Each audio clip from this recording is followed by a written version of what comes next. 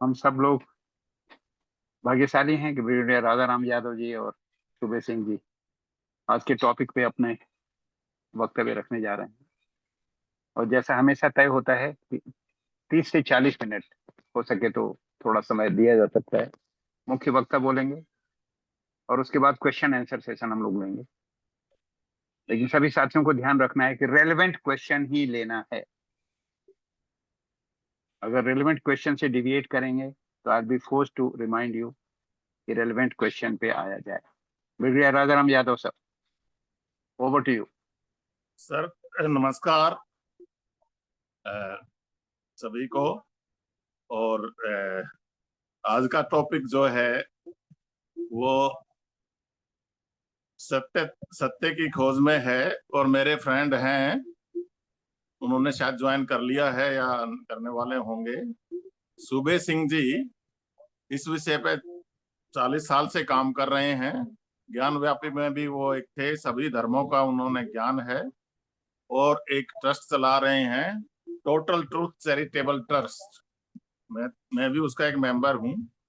तो वो उससे हमने ये सादा ज्ञान लेना है सत्य के बारे में।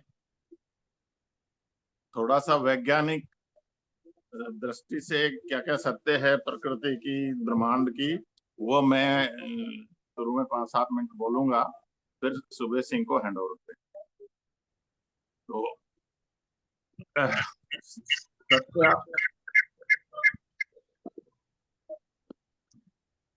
सत्य हम सब जानते हैं। हम सभी मनुष्य एक सत्य मिनट कृपया, अन्य साथी वक्ता को छोड़ के अन्य साथी अपना स्पीकर ऑफ कर लें। आवाज आ रही है कहीं से। अभिषेक जी, आप इनको म्यूट कर सकते हैं वक्ता को छोड़ के। अभिषेक जी, ये सुबह सिंह जी ज्वाइन कर लिया या नहीं? जी ज्वाइन कर लिया। अच्छा, ज्वाइन तो कर लिया, ज्वाइन कर लिया। तो सत्य आप सभी जानते हैं। हम ज्ञान में, विज्ञान में, सब जगह, रोज कर्म में, धर्म में और स्वयं में ढूंढने की कोशिश करते हैं, पर कितना मिला है कितना नहीं मिला ये आप अंदाजा लगा लीजिए। अब सत्य के बहुत से अलग अलग अलग अलग तरीके से लोगों ने बांटा हुआ है, पर सत्य तो सत्य ही है। तो वैज्ञानिक दृष्टि से मैं कोशिश करूंगा, दार्शनिक और आध्यात्मिक दृष्टि से सुबे सिंह जी एक्सपर्ट हैं, वो बोलेंगे। वैज्ञानिक दृष्टि से जो हमारा ब्रह्मांड, प्रकृति और मानवता, इन सब के बारे में सत्य कुछ एस्टेब्लिश किए हैं साइंटिस्टों ने। तो वो मेरी जितनी नॉलेज है मैं बोलूंगा, पर मैं ऐसे ज्ञान के लिए नहीं बोल रहा हूँ। एक तरफ से जो मेरी जानकारी है उतना ही बोल रहा हूँ। ब्रह्मांड आप सब जानते हैं। साइंस वाले कहते हैं कि 13.8 अरब साल पहले कोई बिग ब्लास्ट हुआ। उसमें ये ब्लैक मैटर था, वो टुकड़े टुकड़े में बट गया और वहां से ब्रह्मांड की शुरुआत हुई।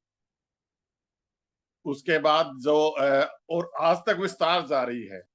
इसका कोई अगर इसका साइज मापा जाए तो साइज अगर 1.2 सेंटीमीटर मेरी मुट्ठी में, दोनों उंगलियों के बीच में, हम पृथ्वी को इतना छोटा रिड्यूस कर दें तो जितनी पृथ्वी आप लोग देख सकते हो उतना बड़ा ब्रह्मांड है। तो बहुत ही बड़ा साइज है जिसको कोई एस्टिमेट माप भी नहीं सकता है। इसमें मैं 2-3 जगह इसलिए करता हूँ कि एक तो पूरा ब्रह्मांड जो है उसको तो आगे जितना है उसकी जानकारी भी कम है, कितने सूरज है, कितने तारे हैं, किस तरह है। लेकिन इसका इसमें जो इनका अभी भी ब्लैक मैटर भी है मेन पोर्शन में। तो मैं 3 इसको साइड में डिवाइड करता हूँ प्रकृति को। एक अपनी पृथ्वी के चारों तरफ, एक अपने ग्रह हैं जो 9 ग्रह हैं उनके आसपास, और एक जो बड़ा है वो तो इतना ज्ञान नहीं है। हमारी पृथ्वी 12,756 किलोमीटर इसका डायमीटर है। 10,000 इधर और इधर चारों तरफ आकाश है। तो ये इसका स्ट्रक्चर जीव के लिए बनाया गया है, बाकी में ये पोर्शन नहीं है। इसमें पृथ्वी के अंदर अंदर जो पृथ्वी के आसपास जो चीज बनाई गई है वो 5 महाभूत है, उसके बारे में ज्यादा बात ना करते हुए ये जो 118 एलिमेंट्स के बने हुए हैं साइंस की दृष्टि से, ये बाहर वाले ब्रह्मांड में नहीं है।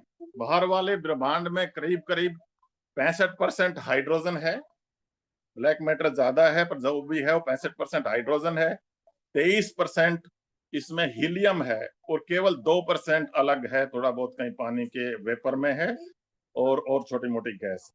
तो उसमें लाइफ का एग्जिस्टेंस ही नहीं है, नहीं हो सकता है, ऐसा माना गया है अभी तक साइंस की दृष्टि से। तो लाइफ हमारा पृथ्वी पर ही है, ऐसा हम समझते हैं।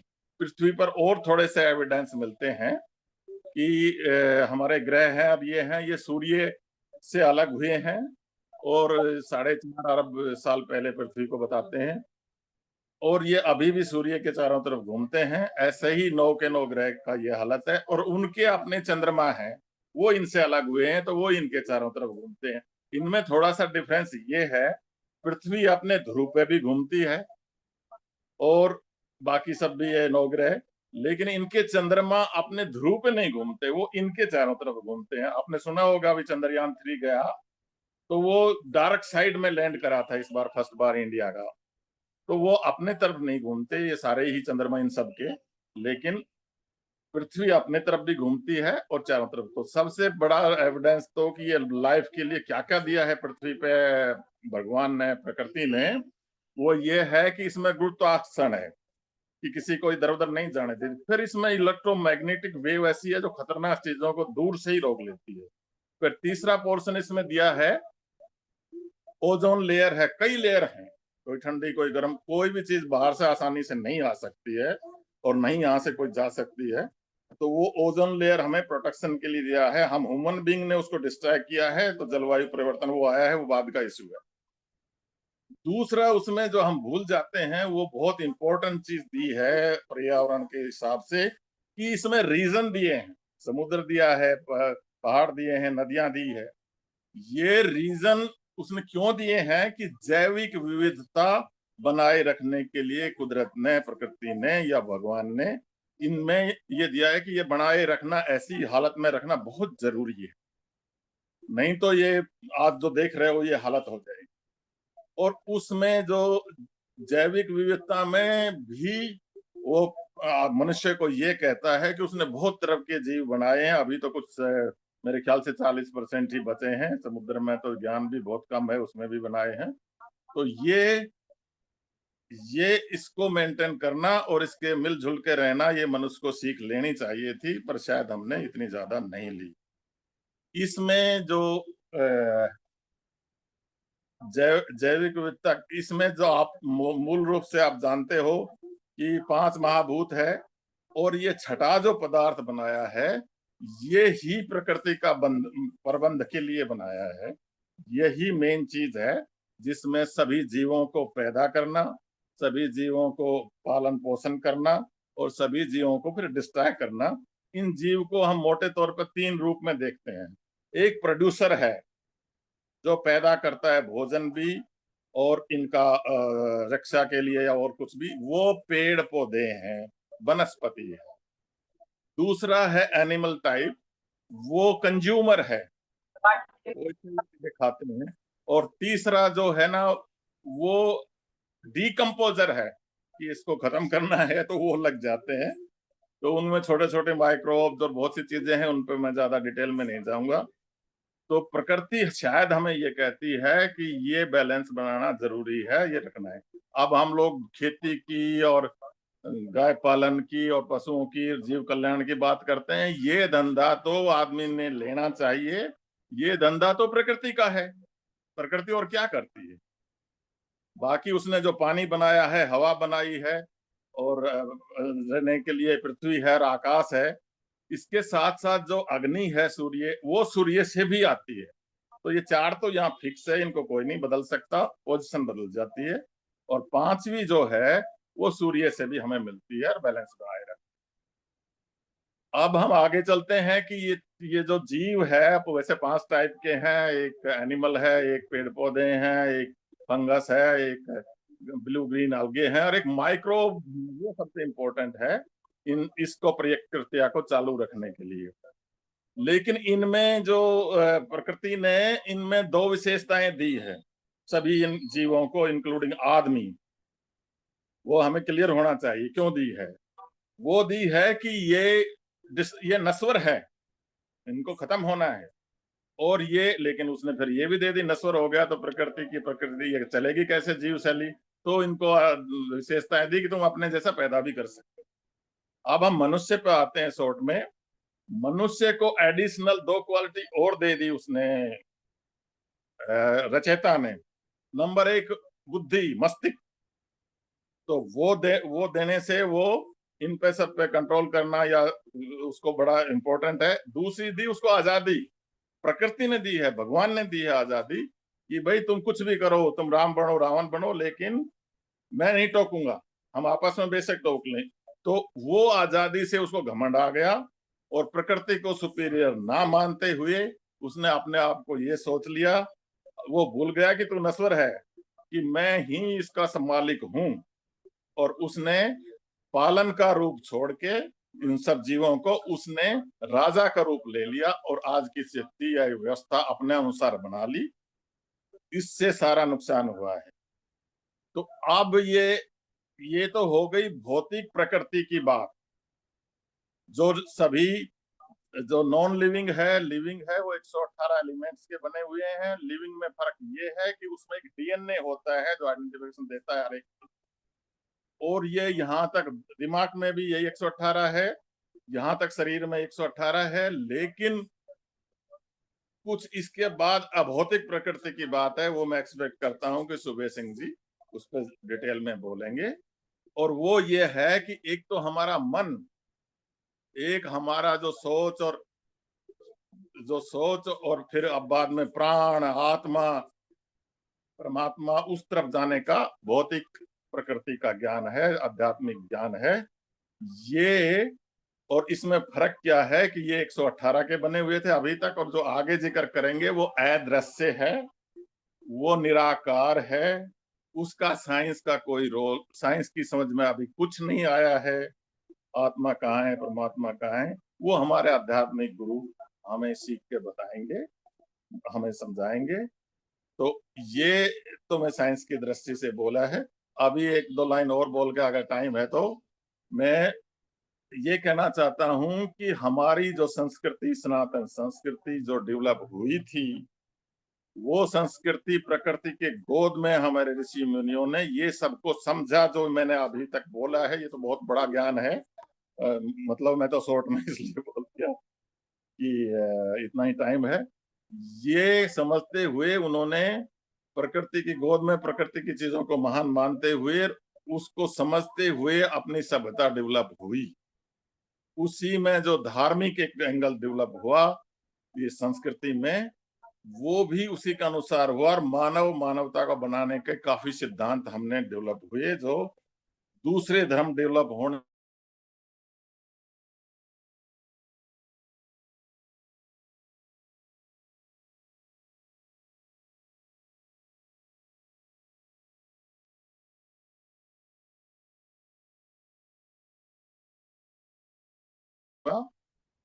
डॉक्टर सुबेश सिंह जी से वो कंटिन्यू रख।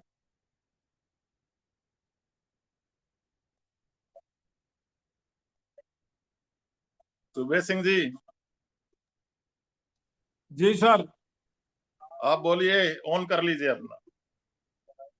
मैंने ऑन कर लिया। और सबसे पहले मैं ब्रिगेडियर साहब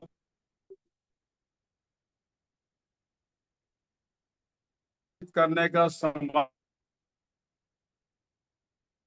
आया, इसलिए अगली बात मैं ये कहना चाहता हूं कि जो 3 उद्देश्य है, उन 3 उद्देश्यों को मैं पूरी तरह सपोर्ट, आधारित जीवन है, व्यवस्था है, वो बननी चाहिए। सुझाव भी दूंगा। गांव तक पहुंचे, तहसील तक पहुंचे, जिला तक पहुंचे, प्रांत तक। पहुंचे और एक एक गली तक, एक एक व्यक्ति तक पहुंचे। ये भी मैं जो दूसरा अभियान का एक उद्देश्य है उसका समर्थन करता हूँ। तीसरा, उस सवाल जो जरूरतें हैं वो भी हो, उसका भी मैं समर्थन करता हूँ। उन्होंने बहुत ही सुंदर ढंग से ब्रह्मांड के बारे में, प्रकृति के जितना चाहूं उतना मैं ब्रिगेड साहब की बात को आगे बढ़ा।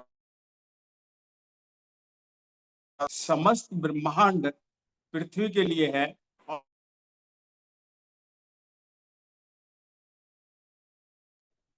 जी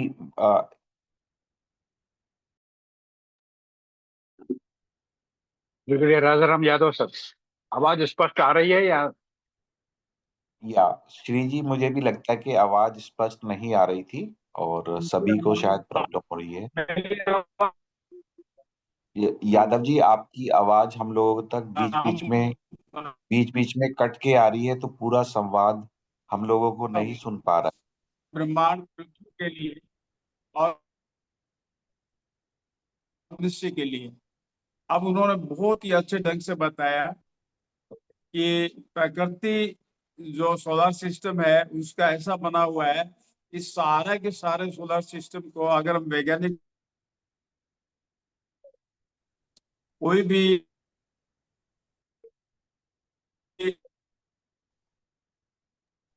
यादव जी, आपकी आवाज क्लियर नहीं। Brigadier Rajaram sir? नेट वगैरह की प्रॉब्लम तो नहीं है? आप नारनौल में हैं?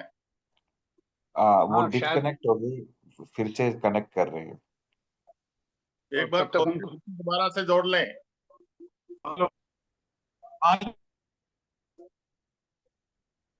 प्रॉब्लम है उधर। मैं या, कंटिन्यू रखता हूँ। यादव जी, आपकी आवाज तो क्लियर समस्त नहीं आ ब्रह्मांड रही है। पृथ्वी में आदमी के लिए से ये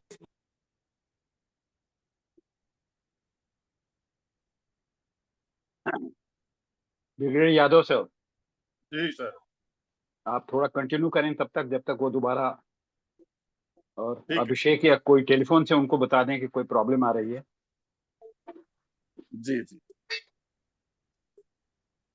जी सर, मैं सर दोबारा से इससे आगे बढ़ाने की कोशिश करता हूँ।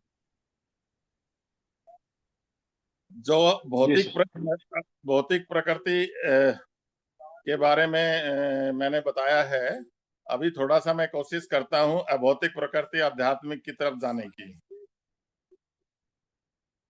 जो हम साइंटिस्टों ने कुछ कुछ मरने वाले इंसान या कोई और भी वो तराजू में रख दिए कि जो ये पृथ्वी के लिए पृथ्वी प्राण निकलेंगे तो ये क्या है क्या नहीं है, तो उनको ज्यादा ये पता लगा कि जो प्राण है वो पता नहीं मैं दोबारा बोलूं?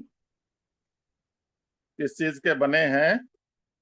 आप ठीक कर लीजिए, थोड़ी देर में आइए, 5-7 मिनट अपना फोन ठीक कर लीजिए सुबे सिंह जी। जी, तो उन्होंने तराजू पे रखे तो पता लगा कि ये तो ना तो कोई वजन था ना कोई आकार था, ये तो चली गई आत्मा। अब ये आत्मा हमारे जी जैसे सर। मैं आपकी आवाज नहीं पहुंच रही लोगों तक, आप दोबारा से फोन को ठीक करिए, 5-7 मिनट बाद ज्वाइन करिए या बोलिए, आप बोल सकते हैं तो बोलिए। अच्छा, मेरी आवाज अब नहीं, आई है थोड़ी, एक बोलिए। मिनट, मैं बोल रहा हूँ। अभी मेरी आवाज आ रही कि नहीं आ रही? आ रही अभी है भी आ रही कट है कट के, लेकिन कट आवाज कट के आ आ रही है रही है। आपको? आ रही है, बोलिए थोड़ी देर। अच्छा, तो ये हो सकता है कोई नेट की प्रॉब्लम। अच्छा अच्छा, मैं बोल रहा हूँ कंटिन्यू। हाँ बोलिए। मैं ये कहने की कोशिश कर रहा हूँ कि ब्रगेश साहब ने बताया समस्त ब्रह्मांड जो एक व्यवस्थित है, और उस व्यवस्थित में हम ये देखते हैं कि सारी की सारी प्रकृति की चीजें हैं, ब्रह्मांड की चीजें हैं, वह आदमी को मिलकर के मदद करती है। पर आदमी क्यों? तो हमने ये कहा कि सुबह से लेकर शाम तक अपने कर्मों का अगर हम निष्कर्ष निकालें तो एक ही निष्कर्ष निकलता है, दुखों से निवृत्ति, परमानंद की प्राप्ति। यानी हमें सुख चाहिए, हमें खुशी चाहिए, हमें आनंद चाहिए। तो हमें सुख खुशी और आनंद चाहिए, ये हमारी जरूरत है।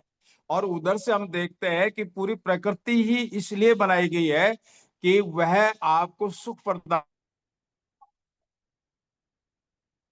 कहते हैं सृष्टिकर्ता चाहता है कि वो बने और उसमें उसकी सृष्टि हर पल आनंद करे। यानी कि रचयिता चाहता है, प्रकृति चाहती है कि हम आनंद करें, और हम भी चाहते हैं हम आनंद करें। यानी हमें खुशी मिले, सुख मिले, आनंद मिले, और वह भी स्थायी, आता जाता नहीं, आया और गया, आया और गया, ऐसा नहीं। हमेशा हमेशा के लिए स्थायी सुख हमें चाहिए। पर अब हम नहीं, हम हमारे आप जैसे विद्वान लोग लगे हुए हैं, बहुत सारी संस्थाएं काम कर रही है, सरकार भी काम कर रही है, यूएनओ भी काम कर रही है। अगर हम इनके कामों को देखते हैं तो उसका एक ही आता है कि सारे के सारे लोग यही कहते हैं कि हम आदमी को सुखी बनाने के लिए काम कर रहे हैं। अब सुखी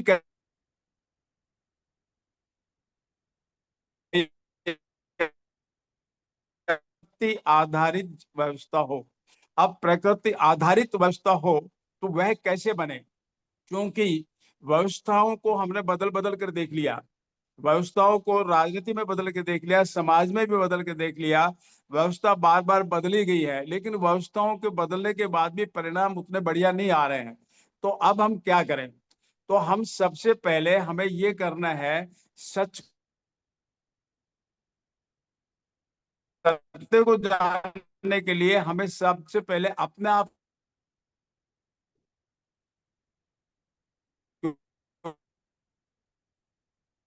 लोगों के पास इंफॉर्मेशन है, अलग अलग ढंग से लोगों के पास जानकारियां हैं। तो लोगों के पास अलग अलग ढंग से जानकारियां हैं, तो व्यक्ति पहली जानकारी सही है, दूसरी जानकारी आती है तो उसको बहुत सारे लोग क्रैक नहीं करते, विद्वान उसको जरूर क्रैक कर लेते हैं, ठीक कर लेते हैं।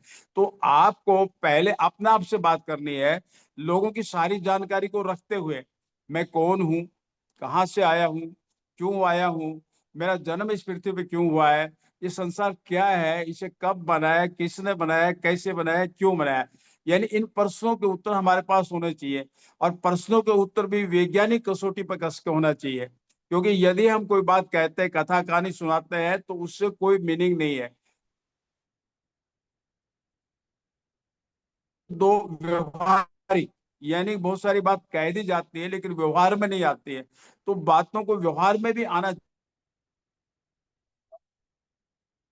और उन बातों को वैज्ञानिक कसौटी पर अगर वो खरी नहीं उतरती है, व्यवहारिक कसौटी पर खरी नहीं उतरती है, तो कोई मीनिंग नहीं है। अगली बात, जो भी बात मैं कहूं उसके परिणाम भी सुखद आने चाहिए, यानी कि सुखद परिणाम की प्रत्याभूति भी होनी चाहिए। और हमारा जो जन अभियान का पहला ही जो बात कही जाए, वह सार्वभौमिक नियमों पर, यानी यूनिवर्स, वो चारों कसौटी पर कस करके मैं जो बात कहूं, देखिए हम लोग इस बात को जानते हैं, हमारे सामने उसको अनुभूति करते हैं, और वो क्यों है, कारण के बगैर कोई कार्य नहीं होता है। मैं आरंभ कर रहा हूं, कारण के बगैर कोई कार्य नहीं होता है। आप स्वयं भी अकारण कार्य करने वाले को किस श्रेणी में रखते हैं, आप जांच सकते हैं। मैं एक छोटा सा एग्जांपल दूं। आपके सामने से कोई आदमी जा रहा है, और आप उससे पूछ रहे थे भाई कहाँ जा रहा है, अब वो उत्तर देता है कहीं नहीं जा रहा। फिर आप पूछ लेते हैं कहीं तो जा रहा होगा भाई, फिर कहता है कहीं नहीं जा रहा। फिर तीसरी बार भी पूछते हैं भाई कहीं तो जा रहा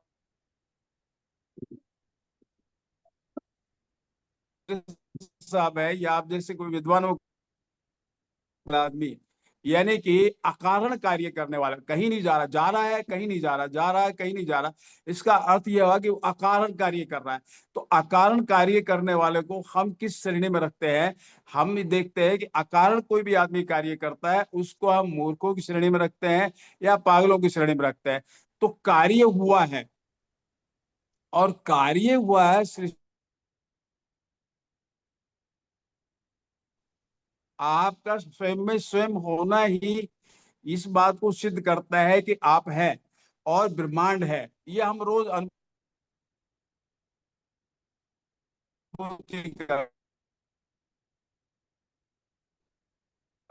हैं, पर क्यों है का मतलब बहुत ही आसान, सुबह से लेकर शाम तक देखते हैं तो हमारे कार्यों का एक ही उद्देश्य निकल के आता है, हम सुखी होना चाहते हैं और सुखी होने के लिए हम सारे कार्य करते हैं। लेकिन आज तक ऑडियो वीडियो भविष्य साइलेंट में कर हम दो। नहीं हो पाए। जी सर, आवाज अभी भी कट कट के आ रही है? थोड़ा कटका आ रही है, पर बोलते रहिए आप। अच्छा जी सर, आ, हम अपने आप को ये समझने की कोशिश करें कि रचयिता चाहता है जिंदगी एक उत्सव बने, आनंद करें। रचयिता चाहता है, हम भी चाहते हैं, फिर ये मिल क्यों नहीं रहा? दोनों के दोनों हम चाहते हैं। उसका विशेष कारण है व्यवस्था, यानी कि व्यवस्था प्रकृति आधारित नहीं है और प्रकृति आधारित व्यवस्था न होने की वजह से ये सारी चीजें हमें आगे जाना पड़ेगा और चीजों को समझना पड़ेगा। प्रकृति आधारित व्यवस्था हम कैसे बना सकते हैं कि सारे के सारे कार्य प्रकृति जिस तरह से कर रही है उसी के लॉस को समझ करके हम करें तो हम सुखी सुखी हो सकते हैं। सुखी होने के लिए पहला हमारा यह है कि प्रकृति आधारित व्यवस्था हो। कैसे बने? बनने के लिए हमें यह है कि अपने आप से परिचय होना चाहिए। मैं कौन हूँ, कहाँ से आया हूँ, क्यों आया हूँ, मेरा जन्म इस पृथ्वी में क्यों हुआ है, ये संसार क्या, कब, कैसे, किसने और क्यों बनाया है, जीवन में अपना उसका कारण क्या है और अब निवारण क्या है, मृत्यु के बाद जीवन है कि नहीं है, तो वह कैसा है और उसके प्रमाण क्या है।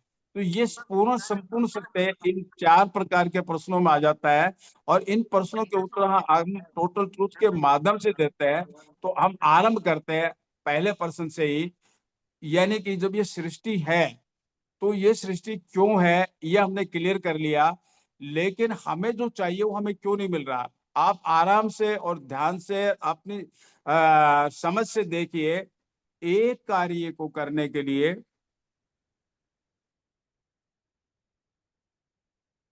समय निश्चित है, यानी सही समय उसका सही सही प्रयोग करेंगे तो परिणाम उसका एकदम निर्धारित आएगा। यदि हमने कहीं समय में गड़बड़ कर दी, यदि हमने साधन में गड़बड़ कर दी, यदि हमने सिद्धांत में गड़बड़ कर दी तो वो परिणाम नहीं आएगा।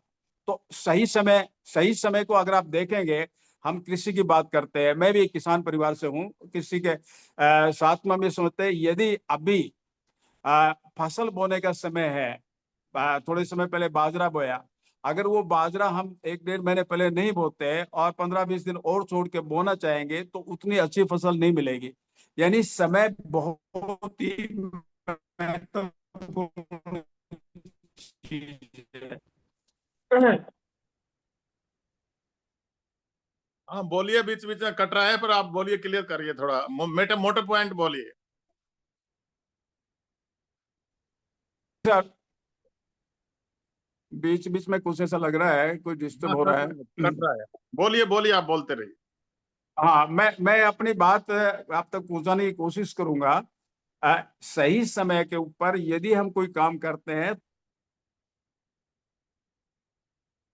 लेकिन समय सही हो और उसका साधन गलत हो तो भी परिणाम नहीं आएगा। और समय और साधन दोनों सही हो लेकिन जो उसका सिद्धांत है यानी नियम है, नियम की हम पहले बात कर चुके हैं, प्रकृति आधारित यानी कि सार्वभौमिक नियम, हमने शब्दों को थोड़ा बदला है, यानी कि नियमों के अनुसार भी काम नहीं करेंगे तो भी परिणाम नहीं आएगा। सही समय के ऊपर सही साधन के द्वारा साधन का सही सही उपयोग करेंगे, सिद्धांत का सही सही उपयोग करेंगे तो ही निर्धारित परिणाम आएगा। तो हम सबको सुख चाहिए। मुझे ऐसा लगता है पूरी दुनिया के आदमी सिर्फ सुख के लिए काम कर रहे हैं, और जब सुख के लिए काम करें हमें सुख क्यों नहीं मिल रहा। तो अब हम इस बात को ध्यान से और देखेंगे, क्योंकि हम दर्शन की तरफ जा रहे हैं। अभी दर्शन की तरफ इसलिए जा रहे हैं ताकि चीजें हमें स्पष्ट हो जाए, समझ जाए। किसी का ऊंट खो जाए और वो घड़े में ढूंढे तो ऊंट घड़े में मिलने वाला नहीं है, क्योंकि ऊंट घड़े में जा नहीं सकता। हम लोग सब सुख के लिए काम कर रहे हैं, रचयिता भी चाहता है कि सब लोग सुखी हों, पर मिल क्यों नहीं रहा? क्योंकि हम सही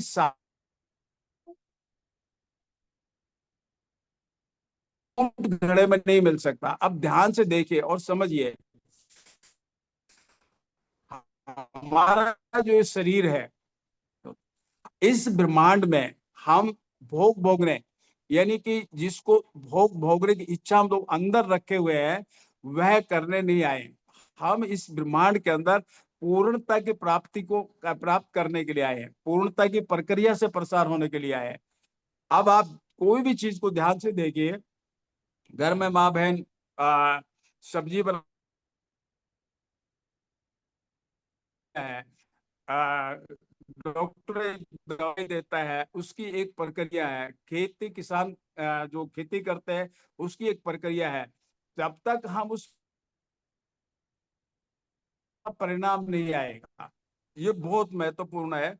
लोग इस विषय को छुपा देते हैं या भूल जाते हैं, मुझे नहीं मालूम, लेकिन प्रक्रिया परिणाम के लिए बहुत अनिवार्य चीज है। कोई भी चीज आप और हम बात कर रहे हैं, हमारी को प्रक्रिया ठीक हो तो आप तक प्रसार पहुंच जाएगा, नहीं तो नहीं पहुंच पाए। हम इस ब्रह्मांड में जो आए हैं, एक प्रक्रिया से प्रसार होने के लिए आए हैं। और प्रकृति में आप एक एक चीज को देखिए, क्योंकि प्रकृति से बड़ा कोई गुरु नहीं है। प्रकृति से बड़े हमने सारी की सारी चीजें प्रकृति सीखी है। जो भी हमारे पास समझ है, जो भी हम आज चीजों को समझते हैं, वो सारी प्रकृति, एक एक चीज को आप देखिए, वो छोटी से लेकर के बड़ी, यानी कि पूरी प्रकृति एक विशेष उद्देश्य की ओर अग्रसर है। आप बीज को देखिए, बीज छोटा है, वो एक प्रक्रिया से प्रसार होकर वृक्ष बनता है, उसका एक उद्देश्य है दूसरे बीज को उत्पन्न करना। ठीक पूरी की पूरी ब्रह्मांड, पूरी की पूरी प्रकृति हमें एक उद्देश्य की ओर प्रेषित कर रही है, यानी कि पूरी प्रकृति स्वयं एक उद्देश्य की ओर अग्रसर है। और जिसने भी ये रचयिता, जो भी ये सृष्टि बनाई है, हम ये कहते हैं दावे के है, जिसने कान दिए वो सुनता है, जिसने जबान दी वो समझता है। हमने आपके पास कोई चीज होगी तो ही तो आप दे पाएंगे। हमें सुनने की शक्ति दी है, रचयिता ने हमें देखने की शक्ति दी है, रचयिता ने हमें बोली और भाषा दी है। तो रचयिता ने जो चीज हमें दी है, हमें दिल दिया है, धड़कन समझता है, तो जो चीज, तो हम सिंपल वे में, हमें सुख चाहिए, सुख के लिए जिस प्रक्रिया के लिए हमें यहाँ भेजा है, उस प्रक्रिया से प्रसार होना है। एक और छोटा एग्जांपल मैं देने की कोशिश करूंगा। आपके घर में एक छोटा बच्चा है, आज जन्म हुआ है उस कि दादी नानी तो नहीं, दादी होती थी, बुआ होती थी, या चाची ताई होती थी। तो जो बच्चा बाहर आता था या जन्म लेता था, तो वो गोदी में ले लेती थी। और वहां छोटा भाई बहन भी होता था, और छोटा या बड़ा भाई बहन जो उनके साथ था वो रहता था। तो वो छोटा बच्चा देखता था कि हमारे घर में कोई आया है, और वो उसको गोदी में लेने की कोशिश करता था। और कभी कभी बुआ होती थी या ताई चाची दादी होती थी, वो उसके हाथ में दे देती थी। आपने ये स्वयं महसूस किया होगा कि जैसे ही उस बड़े बच्चे के हाथ भागेगा, बाहर क्यों भागता है? क्योंकि सबको बताना चाहता है कि मेरा भाई आया है या मेरे घर में एक नया मेहमान आया है। लेकिन वहीं पर जो ताई होती थी या बुआ होती थी, वो उस बच्चे को वापस उससे बोलती थी बाहर मत लेके जा, और वो घर में ले आते थे। अब वो बच्चा जैसे जैसे बड़ा होता था, 3 साल का बच्चा होता है, 3 साल के बच्चे को हम किंडरगार्टन में छोड़ के आते हैं। और किंडरगार्टन में इसलिए छोड़ के आते हैं कि वह बच्चा पढ़े लिखे समझदार बने, पढ़े लिखे समझदार बने। लेकिन वहां एक घटना होती है। मैं आज ही एक रील देख रहा था, एक छोटा बच्चा बुरी तरह से रो रहा था, घर जाऊं घर जाऊं। तो जो बच्चा स्कूल में जाता है, तो वहां स्थिति क्या होती है कि पहले दिन स्कूल जो है उसके लिए अनजान है, स्ट्रेंजर है। टीचर है, मैडम जो है वो भी उसके लिए अनजान है। और माँ बाप उसको बढ़िया कपड़े पहना के, उंगली पकड़ करके बड़े प्रेम से उसको स्कूल में किंडरगार्टन में छोड़ के आते हैं। लेकिन बच्चे का मन नहीं लगता, वापस भाग आता है। फिर उसको कैसे न कैसे समझाते हैं, समझाने से नहीं जाता तो डर बताते हैं। अब देखिए कि हम अपने बच्चे को, जिसको घर से बाहर ले जाने के लिए मना करते थे, उसी बच्चे को हम स्वयं अपने हाथों से अनजान लोगों के बीच में छोड़ के आते हैं, बिल्कुल एकदम अनजान। और वो क्यों छोड़ के आते हैं? आपके पीछे से आपके मन से ये काम कर रही है कि ये बच्चा किंडरगार्टन जाएगा, बाद में स्कूल जाएगा, कॉलेज जाएगा, यूनिवर्सिटी जाएगा और कुछ सीख समझ के आएगा, ताकि अपना जीवन अच्छे से व्यतीत कर सके। अगर ये बच्चा इस प्रक्रिया से, इस प्रसार से प्रसार ना हो, तो क्या वो बच्चा उतना समझदार बन पाएगा? हम लोग अच्छे से नहीं बन पाएगा। जिस कलेजे के टुकड़े को हम घर से बाहर नहीं निकालने की बात कहते थे, उसी को हम अनजाने लोगों के बीच में भेज रहे हैं। ठीक इस बात को हम ये कहते हैं, असल से नकल आती है। यानी जो रचता है, जो सृष्टि करता है, जिसने हमें आंखें दी है, कान दिया है, जबान दिया है, दिल दिया है, वह अपना कलेजा पकड़ करके हमें इस पृथ्वी पर भेजता है। और मेरी समझ से जो पृथ्वी पर भेजता है, तो पृथ्वी पर भोग भोगने के लिए नहीं भेजता है, पृथ्वी के ऊपर आपको परफेक्ट होने के लिए भेजता है। और परफेक्ट के लिए प्रकृति से बड़ा कोई विद्यालय नहीं है। हमें वो सिखाने की कोशिश करता है। आप और हम अभी बैठकर बात कर रहे हैं, 15 20 25 लोगों का समूह है और समूह को बढ़ाना चाहते हैं, यानी क्रिएशन करना चाहता है। हम क्रिएशन करना चाहते हैं और जो हमें चाहिए, स्थायी आनंद जो चाहिए, वो सर्जन में है। और सर्जन कैसे होता है? सोसाइटी का सर्जन करें, विचारों का सर्जन करें, समाज का सर्जन करें। समाज का जब सर्जन होगा, एक ही समझ के लोग होंगे, तो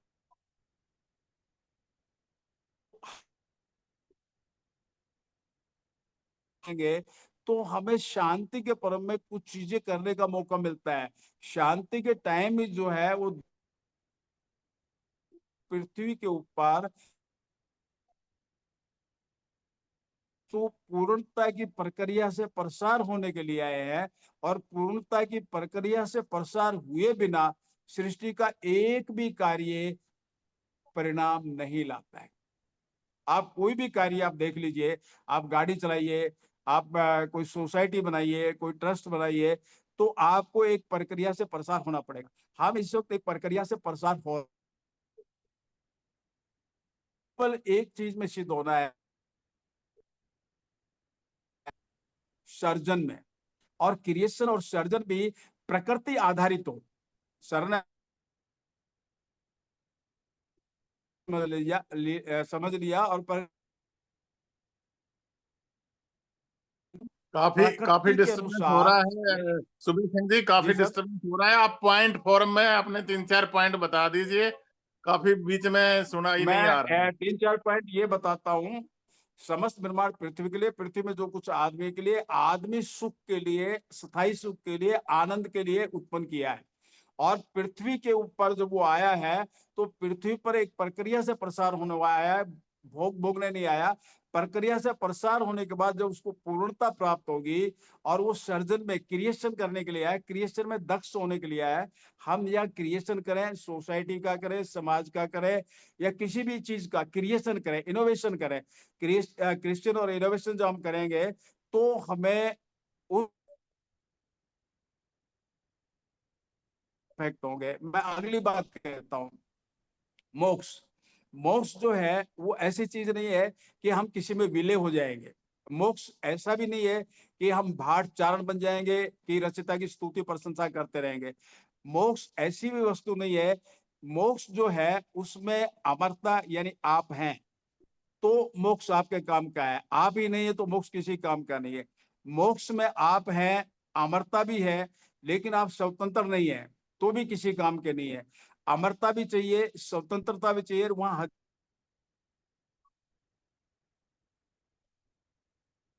और उसके बाद में आनंद भी चाहिए। मैं संक्षेप में एक पॉइंट क्लियर करके अपनी बात पूरी कहता हूँ, शायद डिस्टर्ब हो रहा है। हमें मोक्ष की बात कही जाती है। मोक्ष के अंदर आपको मैं अमरता दे देता हूँ, ये कहता हूँ कि सूरज चांद पृथ्वी जब तक रहेगी तब तक आप जिएंगे। और लेकिन एक शर्त है कि आप जिस रूम में, इस रूम में रहेंगे, तभी आप जिएंगे। रूम से बाहर निकले तो मर जाएंगे। लेकिन रूम में आप हेल्दी रहेंगे, ठीक रहेंगे, लेकिन सूरज चांद पृथ्वी जब तक है तब तक रहेंगे। आप कहेंगे भाई मैं रूम में पड़ा रह के क्या करूंगा, मुझे स्वतंत्रता चाहिए। आपको स्वतंत्रता दे दी जाए कि आप पूरे ब्रह्मांड में घूमो फिरो, कुछ भी करो, कोई रोकने टोकने वाला नहीं है। और लेकिन अगली आपको कोई चीज की जरूरत है, अधिकार भी दे दी जाए। अमरता, स्वतंत्रता, अधिकार तीनों आपको दे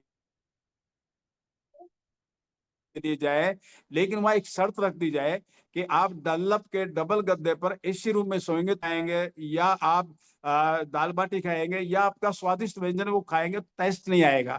तो क्या आपको अमरता, स्वतंत्रता, अधिकार चाहिए? नहीं चाहिए। किसी से पूछिए, आप स्वयं भी अपना विश्लेषण करिए। लेकिन जब आपको अमर, तो मैं कहता हूं आप जिंदगी भर लेके जाइए, पांचवी चीज आप ढूंढ के ला ही नहीं सकते। अमरता, स्वतंत्रता, अधिकार और आनंद जहाँ है वो मोक्ष है। और मोक्ष में क्रिएशन है, वहां भी आप क्रिएशन करेंगे, और क्रिएशन में आनंद है। आपने अपना घर बनाया, बंगला बनाया, या आपने छोटी मेरी तरह झोपड़ी कोई बना ली, यानी कि आपके द्वारा बनाई हुई जो घर है उसमें जो आनंद है वो दूसरे का 50 लाख का बंगला हो या 50 करोड़ का बंगला हो उसमें नहीं होगी। आपका ओन क्रिएशन आपको आनंद देगा, आपका ओन क्रिएशन आपको स्थायी आनंद देगा। तो हम ब्रह्मांड में इस पृथ्वी पर आए हैं परफेक्शन के लिए। परफेक्ट हो, क्रिएशन करें, प्रकृति आधारित क्रिएशन करें। और प्रकृति आधारित क्रिएशन करके जब हम यहाँ से अपने आप में परफेक्ट होके जाएंगे, तो आप निरंतर अमरता, स्वतंत्रता, अधिकार और आनंद के साथ में सदैव सदैव रहेंगे। अब कोई प्रश्न है तो मैं बात करूं। ठीक है, बहुत बहुत जी सर। धन्यवाद। आप ठहरिए यहीं, प्रश्न पूछेंगे लोग। श्री जी, मैं हाँ, आपसे मैं रिक्वेस्ट करता कोई बात हूँ। नहीं, मैं बताऊंगा। हाँ, आप बैठिए। श्री जी, मैं मैं आपसे आपसे रिक्वेस्ट कर रहा हूँ, राजाराम यादव जी, मैं मैं आपसे इस रिक्वेस्ट कर रहा हूँ कि 5 मिनट लेके कहीं कहीं मिस किए हैं उसको, समरी को थोड़ा सा दोबारा रिवाइज कर दें सबके फायदे के लिए, तब क्वेश्चन लिया जाए। चलिए, मैं मैं कोशिश करता सर, मैं इसी की रिक्वेस्ट आपसे कर रहा हूँ कि आप इसमें थोड़ा 5 मिनट ऐड कर दीजिए। हालांकि आप इस विषय के ज्यादा ज्ञानी है, तो उनकी आवाज नहीं आ रही थी, तो पहले आप ही ऐड कर दीजिए, फिर क्वेश्चन लेंगे। मैं चाह रहा हूं। था मैं कि दोबारा दोनों बताऊं? का, नहीं नहीं, नहीं आपकी यादव जी आवाज थोड़ा कट रुक रही जाइए। है। राजाराम जी सुनील जी, आप दो आपकी मिनट कर आवाज लीजिए, कट अगर रही जरूरत है। पड़ेगा तो। श्री जी कर देंगे थोड़ा 5 मिनट आगे, रिक्वेस्ट है। मुझे लग रहा है यंत्र को ठीक से काम नहीं कर रहा। हाँ, नहीं, मैं यंत्र काम बताऊं नहीं। दोबारा? मैं दोबारा बताऊं? नहीं, वो हो गया बस, अब काफी है। क्वेश्चन पूछेंगे, वो आपसे जवाब लेंगे। हाँ, उसे मैं आंसर करूंगा, आंसर करूंगा। जी हाँ, आप रुक जाइए, श्री जी कुछ और ऐड कर देंगे। नहीं, मैं सोच रहा था राजाराम जी आप कर लें, अगर कुछ बाकी मुझे लगेगा तो मैं 1 मिनट में क्लोज कर दूंगा। आप जरा तो आप 2 मिनट लगा के, 5 मिनट लगा के समरी जैसा। Okay okay. पहले तो मैं क्षमा चाहता हूँ, उनका बहुत डिस्टरबेंस हो गया और आप तक काफी बातें पहुंचा नहीं सके, तो कभी और उनको नजदीक बुला कर कभी और कराएंगे, इसके लिए आप क्षमा करें।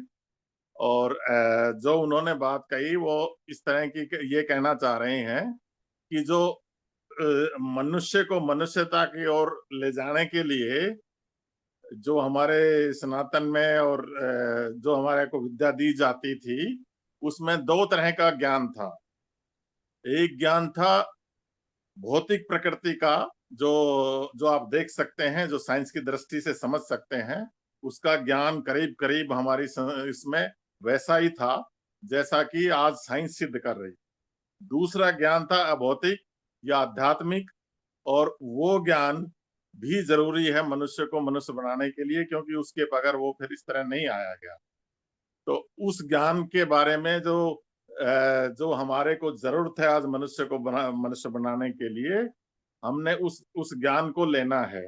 वो ज्ञान सीखने के 2 तरीके हैं, दोनों रूप की प्रकृति, भौतिक अभौतिक।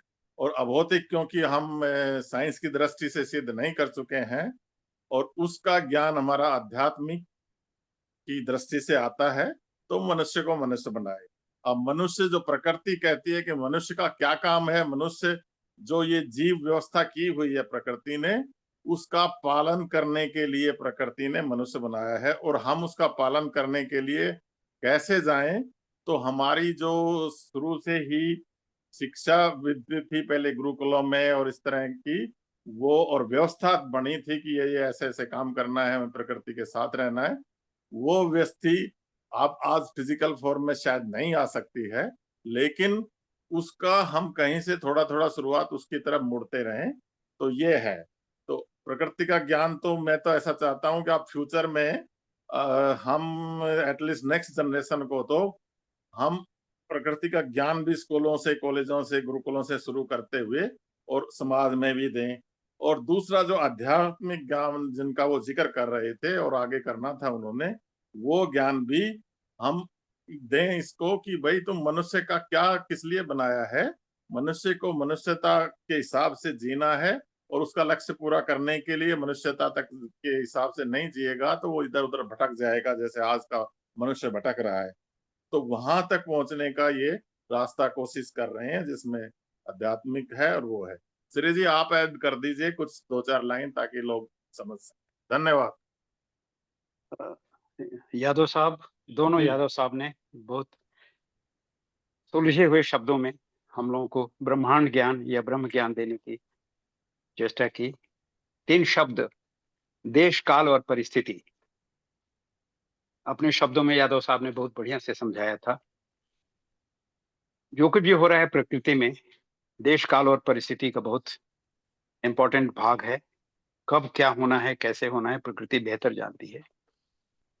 मनुष्य से थोड़ी बहुत भूल भटक हो जाती है, जैसे आज यादव साहब की वाणी हम तक पहुंच नहीं रही थी टेक्निकल, तो मुझे आकाशवाणी जैसा लग रहा था कि कुछ संदेश हमें डायरेक्टली मिल रहे हैं, कुछ संदेश गायब हो जाता है और फिर उसका हम इंटरप्रिटेशन अपने दिमाग से कर लेते हैं और शायद वो सत्य से परे हो जाता है। एक दिन ब्रिगेडियर राजाराम यादव जी ने सत्य की परिभाषा दी थी, रिपीट करते रहता हूं बार बार। बुद्धिजीवी कौन है, इसी पे बात हुई थी और उनके अनुसार कि बुद्धिजीवी वो है जो सत्य में लीन है या सत्य के रास्ते पे चलना चाहता है, सत्य की खोज में लगातार लगा हुआ है और असत्य को अपनी जिंदगी से दूर कर रहा है। प्रकृति अगर हम देखें तो मेरे अंदर जो प्रकृति है और बाहर में जिसको हम प्रकृति कह रहे हैं, वो दोनों एक ही है। प्रकृति का मुख्य धर्म है साइलेंस, कभी किसी को उंगली नहीं दिखाना, हो सके तो सबकी उंगली पकड़ के साथ चलना। और यही मनुष्य का स्वभाव है। जब दोनों प्रकृति, अंदर की प्रकृति और बाहर की प्रकृति सामंजस्य में आ जाती है, तो जैसा यादव साहब बोल रहे थे कि सब कुछ अपने आप होने लगता है। यहाँ पे थोड़ी सी एक सावधानी भी मैं अपने अनुभवों से बता दूं कि जैसे खेती का उन्होंने बोला, बाजरा ज्वार लगाने का एक समय होता है, उसी समय लगाऊं। अगर 15 दिन बाद लगाऊं या 15 दिन पहले लगाऊं तो उन्नति खेती नहीं हो सकती है। लेकिन हम मानव समाज को देखना है, सबसे ऊंची खेती हमारी संतान है। उसके लिए मानव समाज भूल गया है कि कोई मुहूर्त होता है, कोई विधि होती है, कोई तरीका होता है गर्भ धारण का। एट रैंडम बीज फेंके जा रहे हैं, एट रैंडम मनुष्य आ रहा है और 90% मनुष्य अनवांटेड आ रहा है। प्रिपेयर्ड होके, तैयारी करके हम उसकी खेती नहीं कर रहे हैं, बल्कि तो मियाँ बीवी सो कॉल्ड अज्ञानवश सेक्सुअल रिलेशन में आए और अनचाहे वो बच्चा आ गया। बहुत सारे लोग तो 5-5, 6-6 महीने तक कोशिश कर रहे हैं एबॉर्शन करने का और वो आ जाता है। फिर जो समाज में कंट्रास्ट होता है वो आप स्टडी करके देख सकते हैं। बहुत गहरा साइंस है। बहुत अच्छा लगा आप दोनों महानुभावों को सुन के, और बार बार हम लोग रिक्वेस्ट करेंगे कि समाज में यह जागृति फैलते रहे। किसी का कोई सवाल हो तो हाथ उठाएं और बारी बारी से रेलेवेंट सवाल को पूछें please.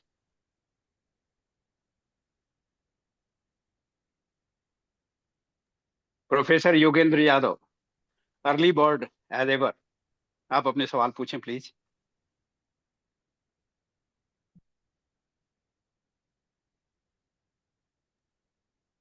Professor Yogendra Yadav sir,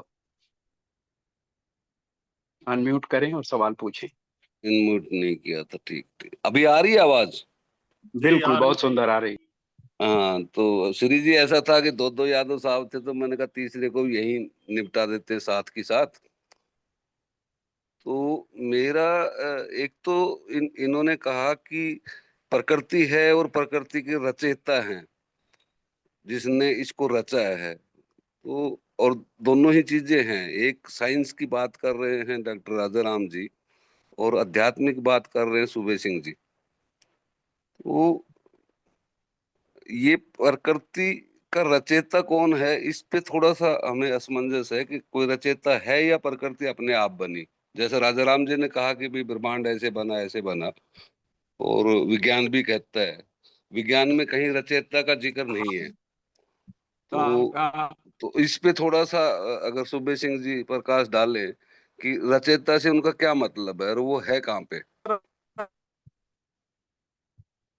जय योगेंद्र जी, आप मेरी आवाज सुन रहे हैं?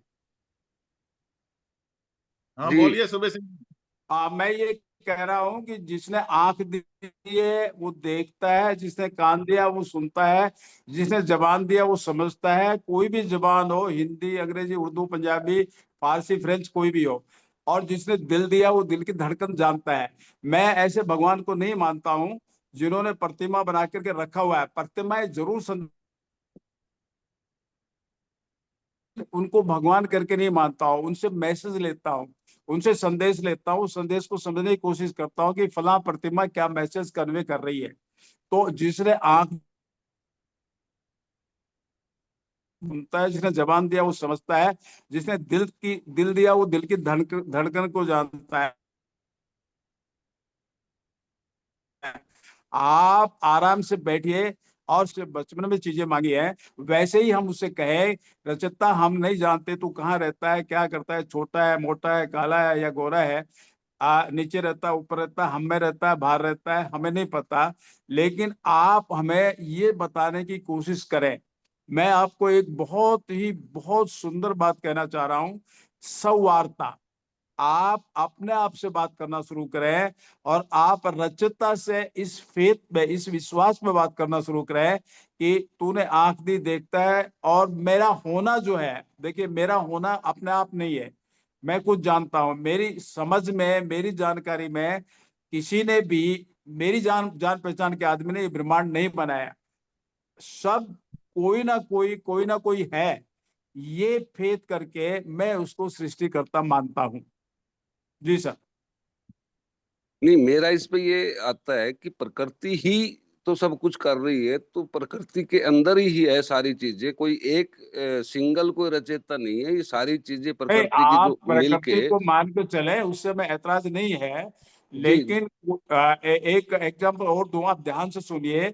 घड़ी का जो बनाने वाला है, ध्यान से सुनिए उसको।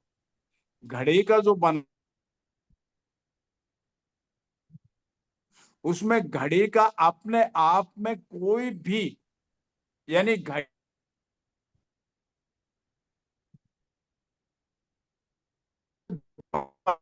में प्रयोजन है, ध्यान से समझना।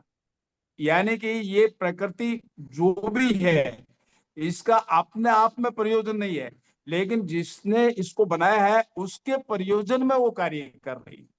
जी। योगेंद्र यादव जी, जी जी अभी जब जरूरत पड़ेगी तो हम लोग अलग से थोड़ा इस पे चर्चा कर लेंगे। कुछ और हाथ उठे हैं, बलदेव राज सूद जी, जी महेश्वरी जी पांडे जी जी, बारी बारी से हाँ, अपने कोई सवाल कोई बात पूछ लें। नहीं है, बलदेव राज आप सूद जी। नंबर ले सकते हैं, सीधी बात कर सकते हैं। बलदेव राज सूद जी। हाँ हाँ, सबको सादर नमस्कार। बड़ी अच्छी चर्चा जी। चली हुई है और प्रकृति और जगत ईश्वर के बारे में चर्चा हो रही है। तो मैं तो ये कहना चाहता हूँ कि जैसे एक उपनिषद में लिखा है, ईशावास्यम इदम सर्वम यत् जगत्याम जगत यत् किंच जगत्याम जगत। जगत में जो जगत हमें दिखाई दे रहा है वो ईश्वर से परिपूर्ण है, ऐसा बोला है उन्होंने। और उन्होंने कहा कि केन त्यक्तेन भुंजी था, उस जगत को त्याग के द्वारा उसका भोग करो।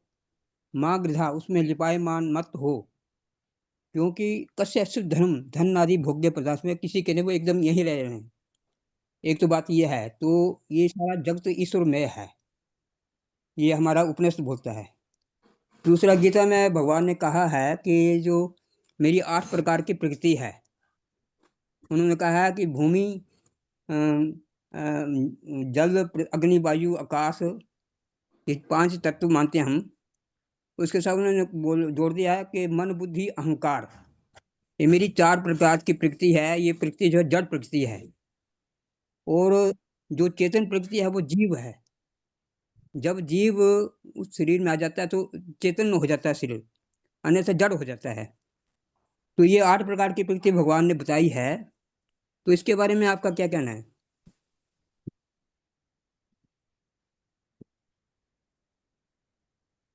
सुबे सिंह जी,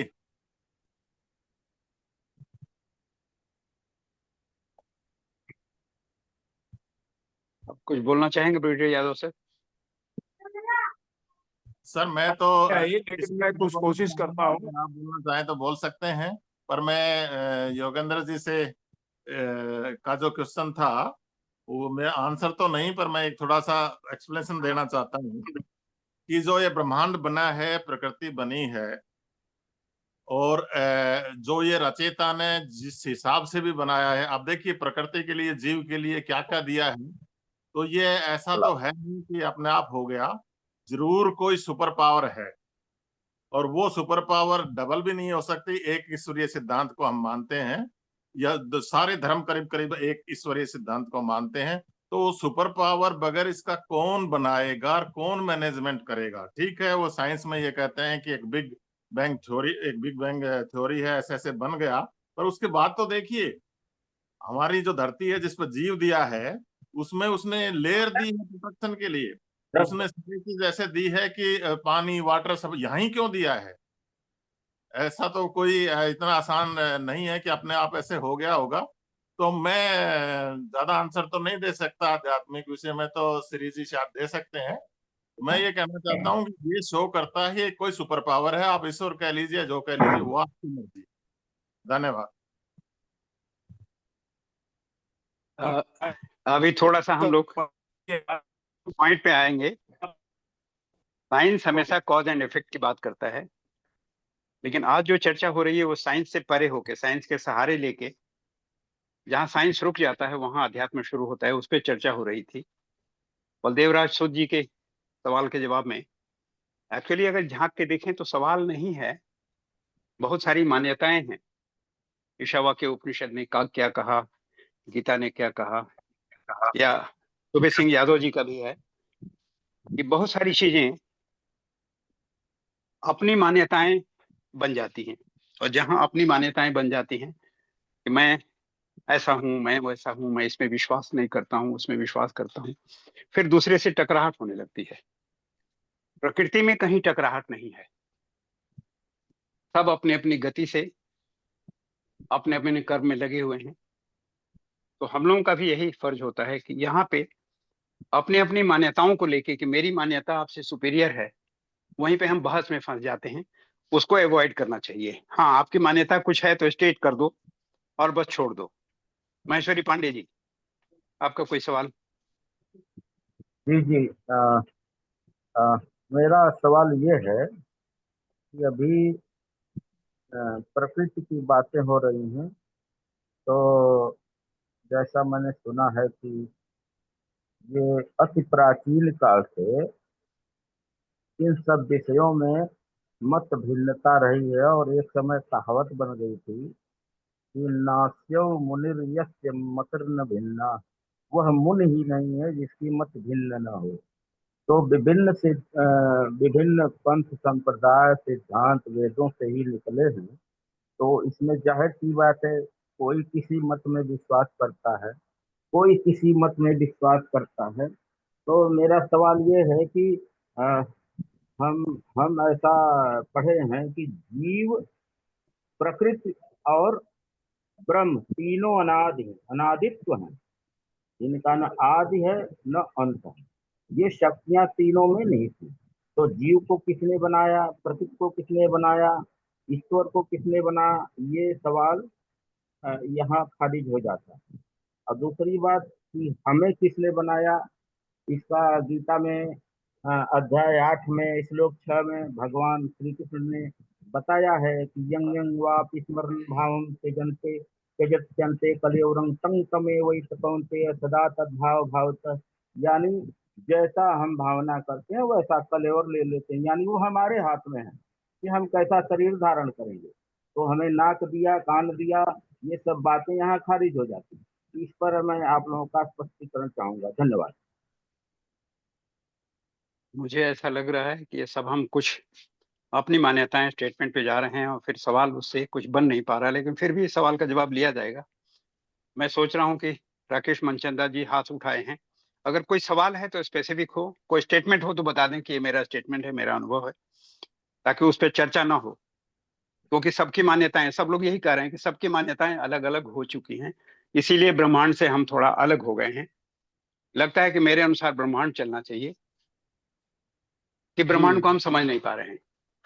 नहीं, आप राकेश मनचंदा जी। प्रत्येक मान्यता को वैज्ञानिक, व्यवहारिक, सुखद परिणाम और यूनिवर्सल लॉज पर कस दीजिए ना, और जो रुक हो जाती जाएगा, है हो उसको जाएगा, मान लीजिए। हो जाएगा, हो जाएगा, रुक जाइए। राकेश मनचंदा जी, आपके सवाल। जी, सबसे पहले तो सूबे सिंह यादव का मैं समर्थन करता हूँ, और उन्होंने बड़े ही आसान और बड़े ही सरल तरीके से समझाने की कोशिश करी, जबकि ज्ञान विज्ञान का इंटरनेट जो है, व्हाट्सएप जो है, जो जो फॉरेन विदेशी देन है, उसने समर्थन नहीं किया। लेकिन जो उनकी बातचीत थी उसमें योगेंद्र यादव जी का इंटरवेंशन के भी स्वागत करता हूं कि उन्होंने साफ साफ कहा है कि जो ब्रिगेडियर साहब हैं, उन्होंने जो ही सेट द बॉल रोलिंग, जो उन्होंने सभा का शुरुआत करी, उन्होंने ज्ञान विज्ञान की बातों पे करी, और यहाँ आध्यात्मिक बात जब आ जाती है तो मैं याद दिलाना चाहूंगा बुद्धिजीवियों की इस सभा को कि 6009 या 6008 से भी ऊपर आज अलग अलग देशों की अलग अलग भाषाएं हैं। हिंदुस्तान में भी 600 से ऊपर भाषाएं हैं, जबकि लिपियां जो हैं वो कम है। और ये कोई आसमानी देन नहीं है, इसके एविडेंसेस हैं कि किस तरीके से लोगों ने डिमांड और सप्लाई के बैकग्राउंड में स्ट्रगल करके ही भाषाओं का निर्माण किया। उन भाषाओं के निर्माण में जो जो जो चेतना जागी गई, या जो जो बातचीत हो रही है, उसका परिणाम है कि जो है हम लोग अलग अलग गुट में बटे हुए हैं। हमारी पर्सपेक्टिव, हमारे अनुभव अलग अलग हो सकते हैं, लेकिन जो प्रकृति है, और राय साहब ने बड़ी खूबसूरती से कहा कि प्रकृति में आपस में कोई भेदभाव, कोई टकराव नहीं है, उसकी समझ एक ही है। इसलिए मानव शरीर जो है वो भाषाओं को कि जो न्यूरो साइंटिस्टों का भी मानना है, कहना है कि भाषाओं को एक्सेप्ट करने में कामयाब नहीं है आज तक। वो चित्रों को ही, और जो चित्र डायरेक्ट और इनडायरेक्ट एक्सपीरियंसेस के आधार पर, दूसरों के अनुभवों के आधार पर जो चित्र उभरते हैं और स्टोर होते हैं, उनके आधार पर ही मानव की समझ और ट्रबल शूटिंग जो है वो लगातार चल रही है। और आप सबका बहुत बहुत धन्यवाद कि इस बहुत ही सीरियस इशू पे आज आपने लोगों को जोड़ा है, और लोगों के जुड़ने के बैकग्राउंड में ज्ञान विज्ञान के इंटरनेट को भी हमें धन्यवाद जरूर देना चाहिए कभी कभी, जिससे कि हमारा अहंकार जो है डाउन रहे। और हम हमेशा अपने आप को शॉर्टकट में डाल देते हैं कि भाई जो करना है भगवान ही करेगा, और जब भगवान ने ही सब करना है तो फिर ये ऐसी गोष्ठियों की जरूरत क्या है? क्योंकि आपके अंदर एक जिज्ञासा है, आप न्याय की तरफ बढ़ सकते हैं। अगर भगवान ने ही सबको न्याय देना होता है तो बलात्कार रुक गए होते, गरीबी रुक गई होती। तो किसी ने साफ कहा है, और मुझे लगता है कि यादव जी ने भी अपने वक्तव्य में, जो कि टूट टूट कर कट कट कर आ रहा था, उन्होंने कहा था कि जो जो सृष्टि का पालनहार है, या वो सृष्टि के पालनहार को एक रूप में देखते हैं, जबकि भाषाएं अलग अलग हैं, धर्म अलग अलग हैं। तो उसने ये तय कर लिया था कि भाई ये टकराव नहीं होना है, और जो है मैं इसमें इंटरफेयर नहीं करूंगा। ये इंटरफेरेंस जो है, ये जो है, जब फल का बीज बोया जाता है, जिसको श्री राय ने बड़ी खूबसूरती से कहा कि हम भी एक बीज है और फल है। तो जब फल का बीज बोया जाता है और फल आ जाता है, फिर उसके ऊपर झगड़ा शुरू होता है, उसके बंटवारे पे झगड़ा शुरू होता है। तब भगवान भी अपना पल्ला झाड़ लेते हैं, क्योंकि वो इंसान की बनाई हुई चीज है, ना कि न्याय देने में एक एक भूमिका निभा पा रहे हैं। तो न्याय अगर हमें लेनी है, तो वही कहानी मुझे बार बार याद आती है, जो स्पेन के किसानों में, यूरोप के किसानों में और भारत के किसानों में ये कहा जाता है कि एक बार जो भक्त था, वो भगवान की दुकान में गया, उसने पूछा कि मुझे भाई, मुझे आप क्या दे सकते हैं? तो भगवान ने कहा, जो तुम्हारा दिल चाहे वो उसका डिमांड कीजिए। तो उसने कहा कि मुझे अब एमएसपी चाहिए, मुझे अपना अपना सुख चाहिए, मुझे खुशी चाहिए। तो भगवान ने बिल्कुल साफ सुथरा मुस्कुरा करके बड़ी देर बाद जवाब दिया कि मैं बीज बेचता हूं, मैं फल नहीं बेचता भाई। अब फल का बंटवारा करने की जिम्मेदारी आप लोगों की है। तो मैं समझता हूँ कि मैंने आज बहुत एज ए स्टूडेंट चाहा था कि मैं अपने कान खुले रखूंगा और बातचीत नहीं करूंगा, क्योंकि कई चीजें जब बातचीत के दौरान टॉपिक से भी डिविएट हो जाती हैं, क्योंकि वो कई चीजों को झंझोड़ देती हैं। तो मैं अपनी बात को विराम लगाता हूँ, और आपका बहुत बहुत शुक्रिया, आपने ये मौका दिया इस बातचीत पर अपने विचार रखने का। Thank you, love you. Thank you Rakesh ji. Mahendra Dwivedi ji और श्रीजी जीवन उप्रेती जी। मेरी एक रिक्वेस्ट है, जी हम इस पोजीशन में नहीं है कि हम कोई क्वेश्चन का उत्तर दें या किस तरह दें। सब लोग अपने अपने विचार रख सकते हैं। इसके अलावा ये हमारे थोड़े से इतना, हम सब हमसे बहुत बड़े भी लोग हैं, अच्छे भी लोग हैं, को ज्यादा हाँ, हेलो।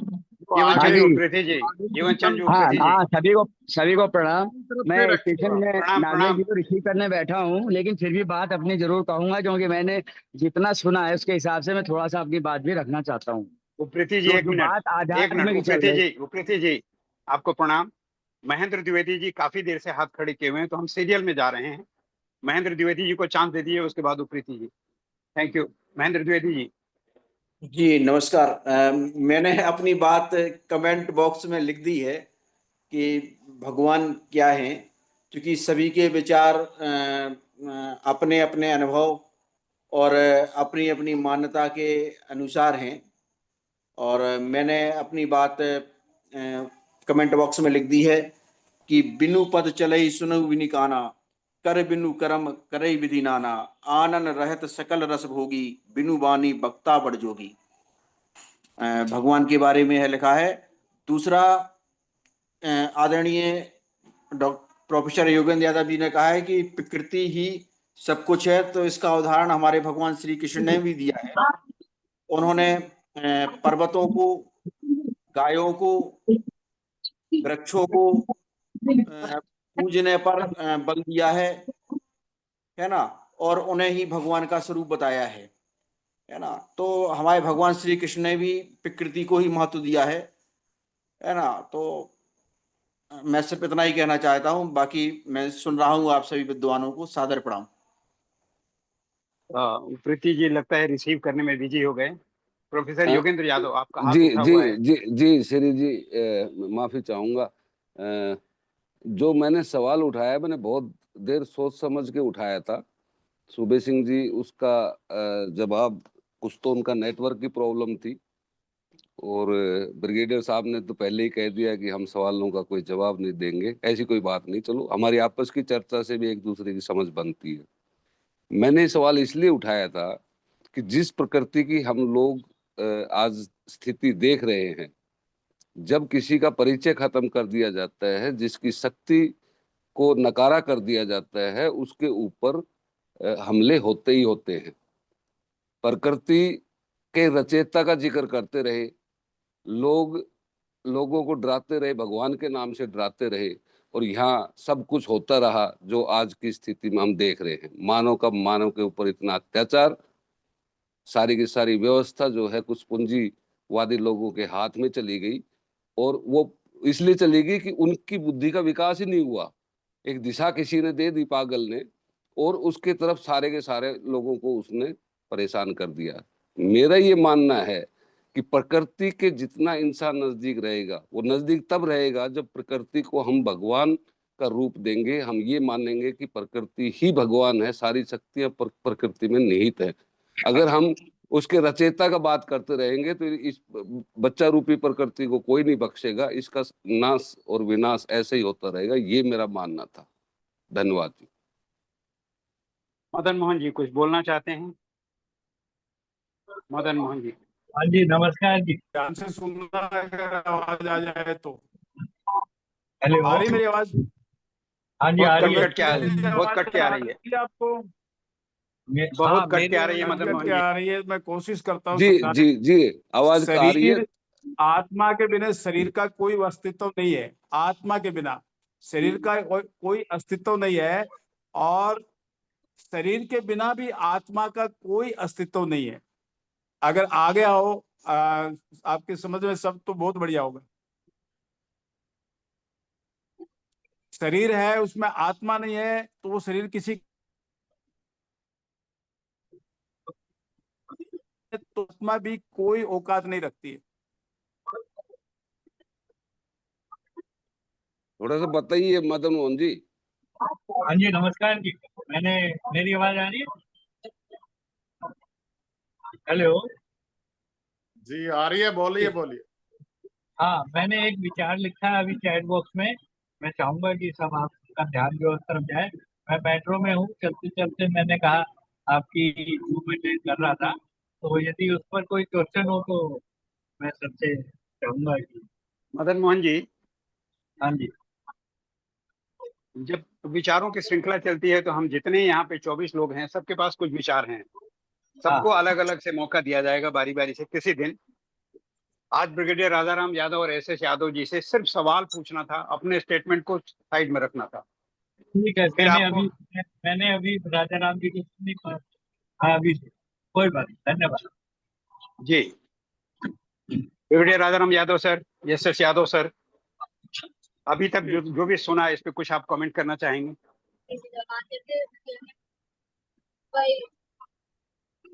सर सुबह सिंह जी, ब्रिगेडियर राजाराम यादव, सुबह सिंह जी आप सुन रहे हैं?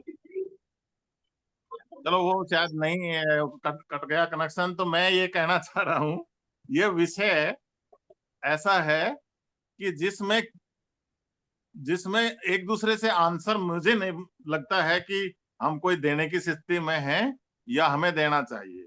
ठीक है, ये विषय मैंने उठा दिया या सुबह सिंह ने उठा दिया, उनको हमने इंट्रोड्यूस किया था, वो इस पे काम कर रहे हैं, तो हम सबके लिए ही है और हम सब ने ही बहुत अच्छी बातें कही है। श्री जी ने तो सारे ही अच्छा किया है। तो मैं इसको ये समझता हूँ कि आप अपने अपने जो सोचते हो, जैसे जोगिंदर ने सोचा कि प्रकृति ही भगवान है, वो भी अच्छा बात है, लेकिन ये हमें ये मत कहिए कि आप आंसर दीजिए। अब अपने अपने विचार बता दीजिए। आपने बताए हैं, मेरे ख्याल से तो मुझे नहीं लगा किसी ने क्वेश्चन पूछा है। तो कहना चाह रहा हूँ, आप सबको चांस दीजिए और सबको अपना अपना बताने दीजिए। धन्यवाद। सर। मैं शशांक पूछ जी, सकता हूँ सवाल? शशांक जी आप पूछिए शशांक जी। जी, ये समस्या इंसान या मनुष्य प्राणी को ही है क्या, और अगर है तो क्यों? मतलब अगर आध्यात्म भी चाहिए तो वो क्यों चाहिए, क्या चाहिए? भगवान चाहिए नहीं चाहिए? विज्ञान भी चाहिए नहीं चाहिए? या व्यवस्थाएं भी चाहिए नहीं चाहिए? ये समस्या है क्या मनुष्य प्राणी को ही ज्यादा है? और अगर ऐसा है तो उसका कारण क्या है, वो मेरे ख्याल से ढूंढना जरूरी है क्या? धन्यवाद। तो मैं फिर आपसे ही पूछूंगा कि आपके सवाल का जवाब आपके अंदर से क्या आ रहा है?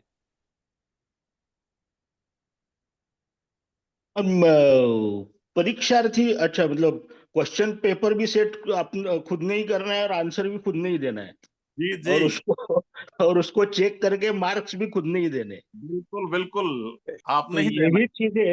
यही चीजें तो अब तक होती आ रही है। इसीलिए तो अलग अलग धर्म पैदा हुए हैं, अलग अलग, क्या, गीता बोलो या फिर उपनिषद बोलो या फिर जो कुछ धर्म ग्रंथ बोलो, वो चीजें देखी जाए तो वही तो है। कुछ सवाल दिमाग में आए, उसके अपने अपने हिसाब से आंसर दिए गए, और उनको और आगे खोज शायद जारी भी रहेगी। तो मेरे ख्याल से मुझको जो लग रहा है वो ये लग रहा है कि जो कुछ समझ में आ रहा है वो ठीक है, प्रकृति है, जीव विरहित भी जो है, वहां से सजीव, सजीव से मनुष्य, लेकिन सब में देखा जाए तो व्यवस्था के अनुरूप खुद को ढालना ये ज्यादा तौर पे किया जाता है अन्य जीवों में, और मनुष्य अपने हिसाब से व्यवस्थाओं को या फिर परिस्थिति को बदलने के लिए ज्यादा कोशिश करता है, या ज्यादा ताकत उसके पास शायद है, ज्यादा बदलने की कोशिश करता है। तो इसलिए वो थोड़ा ज्यादा परिस्थिति को बदल देता है। लेकिन मनुष्य में ही अलग अलग जीवों का या अलग अलग प्राणियों का भी मिश्रण है, और मनुष्य और सभी में वो क्षमता, इसलिए हर मनुष्य अपनी अपनी व्यवस्था लगाने में रहता है। तो शायद मनुष्य में ही इसलिए वो संभावना है कि वो समझ सकता है कि मेरे हिसाब से मैं परिस्थिति को ढाल सकता हूं, लेकिन अनुभव से या अपनी ताकत की मर्यादा पहचानने के बाद उसको ये भी पता चलता है कि नहीं, अपने आप को भी थोड़ा एडजस्ट करना जरूरी है, दूसरों को स्वीकारना भी जरूरी है, जब तक अपनी क्षमता नहीं बनती। तो वो शायद क्षमता आगे की स्टेज हो गई भगवान की है। यहाँ पे भगवान बन जाओ तो अपने हिसाब से सब परिस्थितियां बना लेगा, और जैसे यादव साहब कह रहे थे कि सबका उद्दिष्ट है आनंद चाहिए, तो जिसमें आनंद मिले ऐसी व्यवस्था हो जाए, मेरे हिसाब से वो भगवान हो गया। लेकिन इंसान को दोनों के बीच में का होने के कारण शायद ये संधि उपलब्ध हो रही है कि नहीं, मैं बदल तो सकता हूं, लेकिन मर्यादा है, तो मुझको स्वीकारते स्वीकारते ही बदलना पड़ेगा। और शायद सभी एक ही झटके में मोक्ष नहीं पा सकते, तो इसीलिए एक एक स्टेप पे ही जाना पड़ेगा। तो ठीक है, सबको स्वीकार तो करना ये पहली स्टेप हो गई, जो है परिस्थिति उसको स्वीकार करो, दूसरे के दूसरे के स्वातंत्र पे सिर्फ वो बीच में रोड़ा ना अटकाए, और अपने स्वातंत्र के ऊपर कोई रोड़ा अटकाने आए तो उसको रोकना भी जरूरी हो जाए। तो इसीलिए शायद वो व्यवस्था भारत की व्यवस्था थी जो है, या फिर हम लोग जो सोच रहे पुनर्निर्माण, तो वो व्यवस्था क्या हो, एक दूसरे को स्वीकार करते हुए कैसे जिया जा सके, और ये क्यों चाहिए, तो पूर्ण आनंद मिलने के लिए, या फिर अपने हिसाब से पूरी व्यवस्थाएं बन जाए, इसलिए ये ऐसा थोड़ा सा दिमाग में चल रहा है, बाकी कुछ नहीं। धन्यवाद। ब्रिगेडियर यादव कुछ बोलना चाहेंगे? सुबह सिंह यादव कुछ बोलना कहूंगा मैं चाहेंगे? भी, सत्य प्रकाश। गो अहेड, हाँ गो जी, अहेड। एक लाइन। बोलिए हुजूर जी। भव की व्यवस्था को जो समझता है उसके अनुकूल जीता है वो भगवान। इस ब्रह्मांड की व्यवस्था को जितना जितना आदमी समझता जाता है उतना उतना ही भगवान बनता चला जाता है ना। जिस जिसने इस भव की व्यवस्था को समझी और उसके पूरक बन के जिया, उसके रक्षक बन के जीने की कोशिश की, वही भगवान बन गया। चाहे राम हो, कृष्ण हो, जीसस हो, पैगंबर हो, नानक हो, कोई भी हो, बुद्ध हो। तो भव की व्यवस्था को समझना, इस ब्रह्मांड की व्यवस्था को समझना और उसके पूरक बनना ही भगवान बनना है। धन्यवाद। से भगवान को व्यवस्था समझने की जरूरत नहीं है। वो भगवान, अगर वो भगवान है तो वो व्यवस्था बना देगा। ना ना ना ना, ऐसा भ्रम में, यही तो भ्रम नाश कर रहा है कुछ नहीं। ये अस्तित्व में एक व्यवस्था है, उस व्यवस्था को समझता है, और जो समझता है उसके अनुकूल जीता है। लोग उसको भगवान मानना शुरू कर दो, और भगवान भगवान कुछ नहीं अलग से। यही तो भ्रम है कि भगवान कोई पैदा हुआ है, ऐसा नहीं है। जिस जिसने इस व्यवस्था को समझा है और उसके अनुकूल जिया है, उसकी रक्षा किया, उसके लोगों ने भगवान मान लिया। और भगवान अलग से थोड़ी ना कुछ है, ये है व्यवस्था, इसको बनाना नहीं है कुछ भी। अनिरुद्ध कुमार बस अग्रवाल जी कुछ बोलना चाहते हैं? हाँ जी, मैं थोड़ा बोलना चाहूँगा। ये मैं थोड़ा लेट ज्वाइन किया था, परंतु चर्चा जो है वो ब्रह्मांड और उसका जो बनाने वाला है उसके बारे में हो रही है। तो मेरा ये है कि इस समय यहाँ पर इस समय जो यूनिवर्स है, इस समय में वो एक जिसको हम मानते हैं कि कोई एक है जिसने इसको बनाया है, तो सभी लोग उसको पाने के लिए रास्ते बहुत हैं, सबके अपने अपने रास्ते हैं। हर एक बंदू जाना सबको ये पहचानना है कि वो कौन है जिसने सारी दुनिया को चला रहा है, सब ये जानने की कोशिश करते हैं।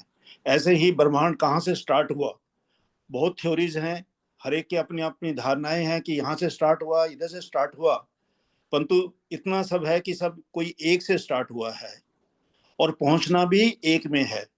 तो ज्यादा इंपॉर्टेंट ये है कि oneness is important from the past, oneness is important in the future. तो अभी उसलिए जरूरी ये है कि इस यूनिवर्स में हम सबको यूनिटी में रहना है, वननेस में रहना है। यही ब्रह्मांड का प्रिंसिपल है। यही अगर पास्ट में जाओगे वो भी हमसे इसी डायरेक्शन में आएगा, फ्यूचर में जाएंगे वो भी इसी डायरेक्शन में जाएगा। उस वननेस को लिए आप उसको डिवाइन लाइट कह सकते हो, उसको कॉस्मिक एनर्जी कह सकते हो, उसको यूनिवर्सल एनर्जी कह सकते हो, गॉड कह सकते हो, कुछ भी कह सकते हो। 80% गॉड को मानते हैं, 20% ऐसे हैं जो गॉड को नहीं मानते, तो वो एनर्जी को मानते हैं। तो कोई एक ऐसी यूनिफॉर्म एनर्जी है जो हम दूसरे को एक लाना चाहती है। इसको दूसरे में कुछ यूनिवर्सल सोल बोलते हैं, जो हम में एक लाती है। क्योंकि हर इंसान की अंदर से चाहत होती है कि वो दूसरे के साथ मिलकर रहे। वो चाहत जो है, परंतु कुछ चीजें उसको रुकावट डालती हैं। तो ये जो चाहत है, ये वननेस है, ये जरूरी है, इसको लाना बहुत जरूरी है। इसके लिए जरूरी ये है कि हम इक्वलिटी आए, बराबरी आए। हम कास्ट के बेस पर, रिलीजन के बेस पर, रीजन के बेस पर, स्टेटस के बेस पर, वेल्थ के बेस पर डिफरेंस करना छोड़े। नहीं हो रहा है, लोग डिफरेंसेस हैं, परंतु उसको कम कैसे करें, हमें इस पर ध्यान देना है। और एक दूसरे की हेल्प कैसे करें, उस पर ध्यान देना है। और उसको देने के लिए जो चीजें हमें यूनिटी में लाती हैं उनको जोड़ना है, कोलैबोरेशन में काम करना है, मिलजुल कर काम करना है, टीम में काम करना है। और जो चीजें सेपरेट करने की कोशिश करती हैं उसको छोड़ना है, जैसे ईगो, एंगर, ग्रीड, सेल्फिशनेस को, करप्शन को छोड़ना है। तभी हम एक होंगे। यही जो जिसने चालू किया था, मैं उसको वहीं से स्टार्ट कर, जिसने चालू किया था वो भी ये चाहता था कि एक बन के रहो, वो वन था। और जो जहां हमें पहुंचना है वो भी वन है। तो इसलिए ये ज्यादा जरूरी है कि ये यूनिटी जो है, ये इसको आप पीस कह सकते हो, हैप्पीनेस कह सकते हो, और जो बेसिक नीड्स हैं लोगों की वो कैसे पूरी की जाए, ये ज्यादा जरूरी है। यही जो भी पावर है दुनिया में जो थी, जो आगे होगी, वो यही चाहती है। क्योंकि हम तो साइंस है, जो चीजें साइंस ने जान ली वो साइंस है, जो साइंस ने नहीं जानी वो अध्यात्म में आ जाती है, वो आ जाती है अध्यात्म में। उसके लिए हमें जो अध्यात्म में जाने के लिए यही है कि वननेस वन है, वन से स्टार्ट हुआ था और वन में ही पहुंचना है। और अभी भी सब एक ही हैं, परंतु वो हमें रियलाइज करना है, हम रियलाइज नहीं कर पा रहे हैं। इस समय भी वन है, पहले भी वन था, फ्यूचर में भी वन होगा, परंतु वननेस को हम रियलाइज नहीं कर रहे हैं। हम अपने आपस में झगड़ा कर रहे हैं, अपने आप को अलग रहना चाहते हैं, अपने सेल्फिशनेस आ गई है। तो उसको छोड़कर हमें अपने आप को रियलाइज करना पड़ेगा। All are one, all are God, all are divine, this a fact. परंतु हाउ टू रियलाइज इट, वो हर एक पर डिपेंड करता है। रियलाइज तब करेंगे जब हम अपनी सेपरेशन की भावना को त्यागेंगे, यूनिटी में लाएंगे। यूनिटी लाने का तरीका ये, इक्वलिटी आनी चाहिए। जो लोग जिनको कुछ मिला नहीं है उनको कैसे देना है, जो गरीब है उनकी कैसे भला करना है, जो लास्ट बंदा बैठा है उसकी कैसे भला करना है, इसके बारे में हमें, not of India, the world over, बहुत लोग, अफ्रीका में बहुत लोग गरीब हैं, उनके बारे में क्या दुनिया को सोचना चाहिए, यूएनओ को, सबको सोचना चाहिए, जिससे कि ये वननेस की भावना जो है ये लानी जरूरी है। और ये अपने से स्टार्ट करें, हम पहले अपनी फैमिली से स्टार्ट करें, अपने आस पड़ोस में स्टार्ट करें। उसको जितना जो है इंसान अपने को बढ़ाता है, यहाँ तो बहुत बुद्धिजीवी बैठे हैं, बहुत लोग मुझे मालूम है बहुत बड़े बड़े काम कर रहे हैं। तो यहाँ तो वननेस के लिए बहुत लोग काम कर रहे हैं, किसानों के लिए काम कर रहे हैं, खेतों में काम कर रहे हैं, बहुत लोग नेचर के लिए काम कर रहे हैं। परंतु डिवाइन इज एवरीवेयर। जो जिसको हम, जो बनाने वाला है वो सब जगह है, वो नेचर में भी है, माउंटेन में भी है, और हर जगह है, लेक में भी है, दरिया में भी है, हमारे अंदर भी है, बाहर भी है, सब जगह है। केवल उसको हमें पहचानना है। जितना ज्यादा पहचानेंगे उतना ज्यादा, जो अभी बात हो रही थी कि पीस कैसे लेनी है, उतनी ज्यादा पीस, हैप्पीनेस, उसको हम कहते हैं ब्लिस, आनंद, ये आनंद का एक राज है। जितना ज्यादा उसको पहचानेंगे, उसके नजदीक जाएंगे, उतना ज्यादा आनंद, पीस, हैप्पीनेस मिलेगी वो, और अपनी पीस भी मिलेगी और दूसरों को भी मिलेगी, सब जो हमारे आसपास है उनको भी मिलेगी। तो वो इसी, मेरे बस इतना ही कहना है। Thank you. मैं निवेदन करूंगा प्रोफेसर योगेंद्र यादव या सत्यप्रकाश भाई, आज का जो भी डिस्कशन हुआ उसको समाप्त करके धन्यवाद देते हुए 9:45 पे हम लोग क्लोज करें। सत्यप्रकाश जी को बुलाओ, वो जरूरी है, गायब ज्यादा रहते हैं। श्री जी, सत्यप्रकाश भाई, पॉपुलर रिक्वेस्ट, सत्यप्रकाश भाई, हेलो। अरे अभिषेक जी ने जी, मैंने हैंड रेज किया था, आपने तो हमको बुलाया ही नहीं, क्या बात है? हाँ हाँ अभिषेक जी एक्सट्रीमली अभिषेक जी सॉरी आप अभिषेक, करिए, आप एक्सट्रीमली बोलिए। सॉरी। मैं मेरी तो नजर नहीं थोड़ा गई सा होगी, माफ कीजिएगा मेरे भाई। माहौल को गर्म करने वाला था। Go ahead, go ahead, go ahead, अभी समय है हमारे पास।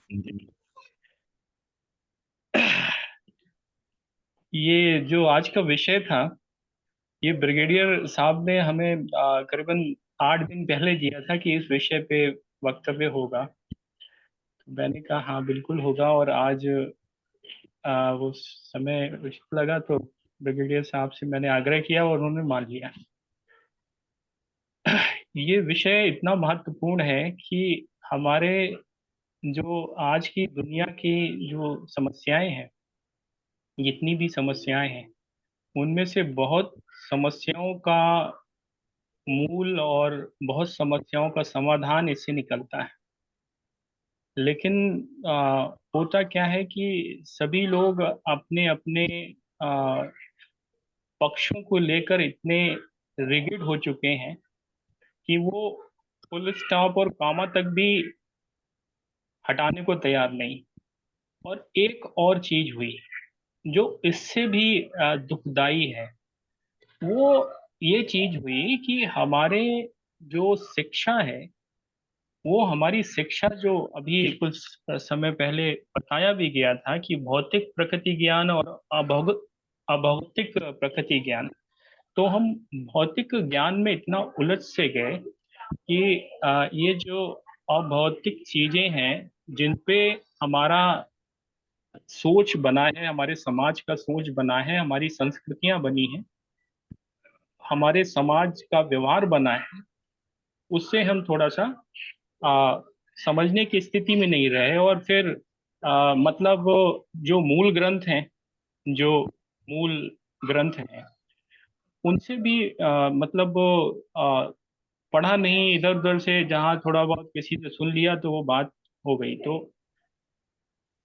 लेकिन आने वाले समय में शायद ये कमियां थोड़ी सी कम हो जाएंगी, क्योंकि विज्ञान ने बहुत प्रगति कर ली है और चीजें जो हैं वो सारी हमारे फिंगर टिप्स पे आने लगी हैं। तो समस्या जो है वो ये है, जो योगेंद्र यादव जी ने बोला कि प्रकृति ही ईश्वर है। ये योगेंद्र यादव जी का मत है। हमारे जो दर्शन है, उन दर्शनों में भी जो सबसे पुराना सांख्य दर्शन है, उसमें भी प्रकृति का एक स्वतंत्र अस्तित्व है जो कि पुरुष के साथ है, सह अस्तित्व। लेकिन अन्य जो प्रोमिनेंट फिलोसफीज और दर्शन हैं, उनमें ऐसा नहीं है, क्योंकि उसमें ईश्वर जो है, ईश्वर प्रकृति को कंट्रोल करता है। और इसमें दुनिया में अगर हम पॉपुलेशन वाइज देखें तो तीसरे नंबर पे भारतीय दर्शन है, जिसमें कि हिंदू, बौद्ध और जैन और बाकी आते हैं। सभी की मूल अवधारणा मिली जुली है, काफी सेम है, कुछ थोड़ी सी भिन्नताएं भी हैं। और जो पाश्चात्य दर्शन है, जिनमें इस्लाम और ईसाइयत आते हैं, वो पूरी दुनिया में पहले नंबर और दूसरे नंबर पर है। तो वो पूरी दुनिया की जो सोच है और जो आज की व्यवस्था है, वो कमोवेश ये जो पहले नंबर और दूसरे नंबर और तीसरे नंबर वो है, जो पूरी दुनिया की कुल आबादी की 90% हिस्सा है, उसको प्रतिनिधित्व करते हैं, उन्हीं की सोच पर चलते हैं। अब ये सोच जो है वो क्या है, तो पहली और दूसरी जो दर्शन है, जो इस्लाम और ईसाईयत का दर्शन है, तो वो थोड़े डिफरेंट हैं। उसमें बोलते हैं कि प्रकृति जो है वो ईश्वर के अधीन है, और कुछ उसमें वो भी हैं, जैसे कि अगर हम बाइबल की बात करें तो उसमें एक रोमियो एक खंड है, उसका 25वें नंबर का वो है, उसमें ये लिखा हुआ है कि उन्होंने सच्चे भगवान की पूजा करने की बजाय भगवान की सृष्टि को पूजा और सेवा दी, और खुद को भ्रष्टाचार में फंसा लिया।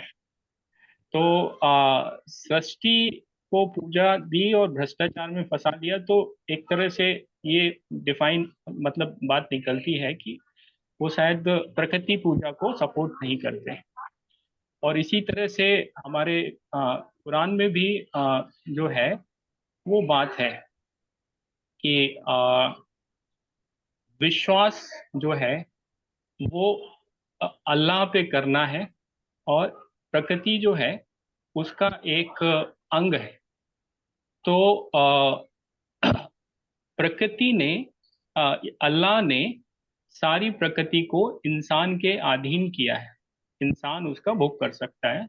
ये कुरान की 45वीं सूरा का 13वीं आयत है सर। फिर ऐसे ही सभी में अपने अपने वो हैं, मत हैं। तो समस्या एक और आ गई, वो है कि जड़ता, वो जड़ता जब इतनी बढ़ जाती है कि चीज़ों को हम उस पर बात नहीं कर सकते और बात रख भी नहीं सकते, तो चीज़ें और सोच बदलने की तो हम बात भूल ही जाए। फिर कई सारे और पक्ष हैं जो कि इसको आगे की तरफ ले जाते हैं। प्रकृति वो है जो दिखाई देती है और जो वो है जिसको हम फील करते हैं। अल्लाह हो या ईश्वर हो या गॉड हो, उसको लोगों ने सपने में ही देखा है, शायद रियलिटी में नहीं देखा है। और ये जो प्रकृति के प्रति दर्शन है, जो सोच है, अलग अलग सभ्यताओं में, अलग अलग मान्यताओं में, इसमें भिन्नता होने की वजह से आ, ये कुछ थोड़ा सा आज का समस्या है। और साथ ही साथ हम कितने भी विकसित हो जाएं, कितना भी साइंस बढ़ जाए, लेकिन इस बारे में ना कोई बैठ के बात करना चाहता है, और ना ही किसी में हिम्मत है कि सच को सच और गलत को गलत बोल सके, क्योंकि ये इतना कंट्रोवर्शियल टॉपिक है कि अगर ज़्यादा गहराई में जाएंगे तो कब्रिस्तान और मतलब सब कुछ निकल आएगा। तो वो चीज़ें जो हैं, वो स्थितियां ऐसी हैं कि हमारी जो व्यक्तिगत मान्यताएं हैं वो एक सीमा के बाहर जा भी नहीं सकती। हम अच्छा सोच रखते हैं, वो बहुत अच्छी बात है, लेकिन साथ ही साथ जो पूरी दुनिया की सोच बनी है वो कैसे बनी है और उसको कैसे बदला जाए, और उसमें हम कितने कारगर हो सकते हैं, उसके लिए जो चीज़ों की आवश्यकता है उसमें एक सबसे महत्वपूर्ण चीज़ है कि सच को सच बोलना। उसकी हिम्मत और उसकी साहस शायद हमारी समाज में नहीं है, और शायद उस साहस के न होने की वजह से समस्याएं जस की तस हैं। मेरा इतना ही कहना है। धन्यवाद। क्लोजिंग सत्य प्रकाश भाई। हेलो सत्य प्रकाश भाई। हाँ जी, मैं तो सो गया था एक्चुअल, आज सोता सोता सुन रहा हूँ। क्लोजिंग तो आशीर्वाद दे दें सबको। सतप्रकाश भाई, ऐसे सोओगे तो कैसे काम चलेगा? नहीं, ये एक तो विषय जो है बड़ा गहरा विषय है ये गहरा विषय भगवान। नहीं है, ये जीवन का ही, अगर अपने जीवन के बारे में सोचना है तो यही एक विषय है। सारी चीजें इसी विषय के इर्द गिर्द है। ठीक बात है। प्रकृति की बात करते हो और शास्त्रों की, वेदों की, भगवान की बात करते हो, तो हिंदुस्तान के अंदर प्रकृति का सबसे ज्यादा विनाश हुआ है तो प्रकृति का हमारे यहाँ हुआ है। फॉरेस्ट कवर 33% चाहिए, हरियाणा में 2% भी नहीं है, नहीं, ये 3% कहते मुश्किल हैं, से। सुनो सुनो पूरी जोगिंदर जी दुनिया के सुनो। अंदर लोगों ने पेड़ों को बचा के रखा और हमने यहाँ पे पेड़ों का, मेरे को लगता है इसके दो मूल कारण थे। एक तो आदमी की लालच थी कि मेरे को पता लगा कि पेड़ जो नहीं है ये 500 रुपए मिलेंगे या 2000 रुपए मिलेंगे। जैसे ही उसको 2000 रुपए का नोट लगाया, किसी ने, मैंने अपना पेड़ किसी को दे दिया। आदमी ने ये कभी सोचा ही नहीं कि इस पेड़ से जो मुझे ऑक्सीजन मिलनी थी वो मुझे 50,000 रुपए दे के भी अस्पतालों में नहीं मिल पाएगी। एक अज्ञानता और लालच, ये दो मूल कारण हैं जो जिससे कि प्रकृति का विनाश हुआ है। और दूसरा, मैं एक, पता नहीं आप थे कि नहीं, मैंने ये कहा था कि प्रकृति को भगवान नहीं मानना, इसीलिए प्रकृति का विनाश हुआ है। क्योंकि अगर भगवान की सारी जिम्मेवारी थी तो वो एक गैर जिम्मेवार बाप की तरह से था जिसने किसी की कोई भी जिम्मेवारी नहीं ली। प्रकृति को हमने इसलिए विनाश कर दिया कि प्रकृति को भगवान नहीं माना लोगों ने। तो हम बार बार यही कह रहे हैं कि अगर इंसान प्रकृति के नजदीक नहीं रहेगा तो इंसान कभी भी खुश और जिंदा नहीं रह सकता। आज जितने भी डेवलप्ड कंट्री है, मैं स्वीडन भी गया हूँ, यूरोप में मैं काफी रहा, वहां पे इतनी अवेयरनेस है प्रकृति के प्रति, पेड़ के प्रति, ऑक्सीजन के प्रति। लोगों ने गाड़ियां छोड़ दी, साइकिल चलानी शुरू कर दी। मैंने उस दिन बताया था डेनमार्क के अंदर उन्हीं लड़कों से लड़कियां शादी करती जो साइकिल चलाता है, गाड़ी वाले से तो शादी करना पसंद नहीं करते। मतलब ये एक सोच उन देशों में भी आ गई है। तो ये तो है प्रकृति के साथ लगाव की बात। दूसरी, जो व्यवस्था की बात करते हैं, पूंजीवादी व्यवस्था, पूंजीवादियों ने उसको कर लिया। लेकिन जिस दिन ये हवा जहरीली हो जाती है तो दिल्ली के अंदर जरूरी नहीं है कि झुग्गी वाला ही पहले मरेगा। जो बड़ी बड़ी महलों में रहने वाले हैं, मरना उनका भी निश्चित है।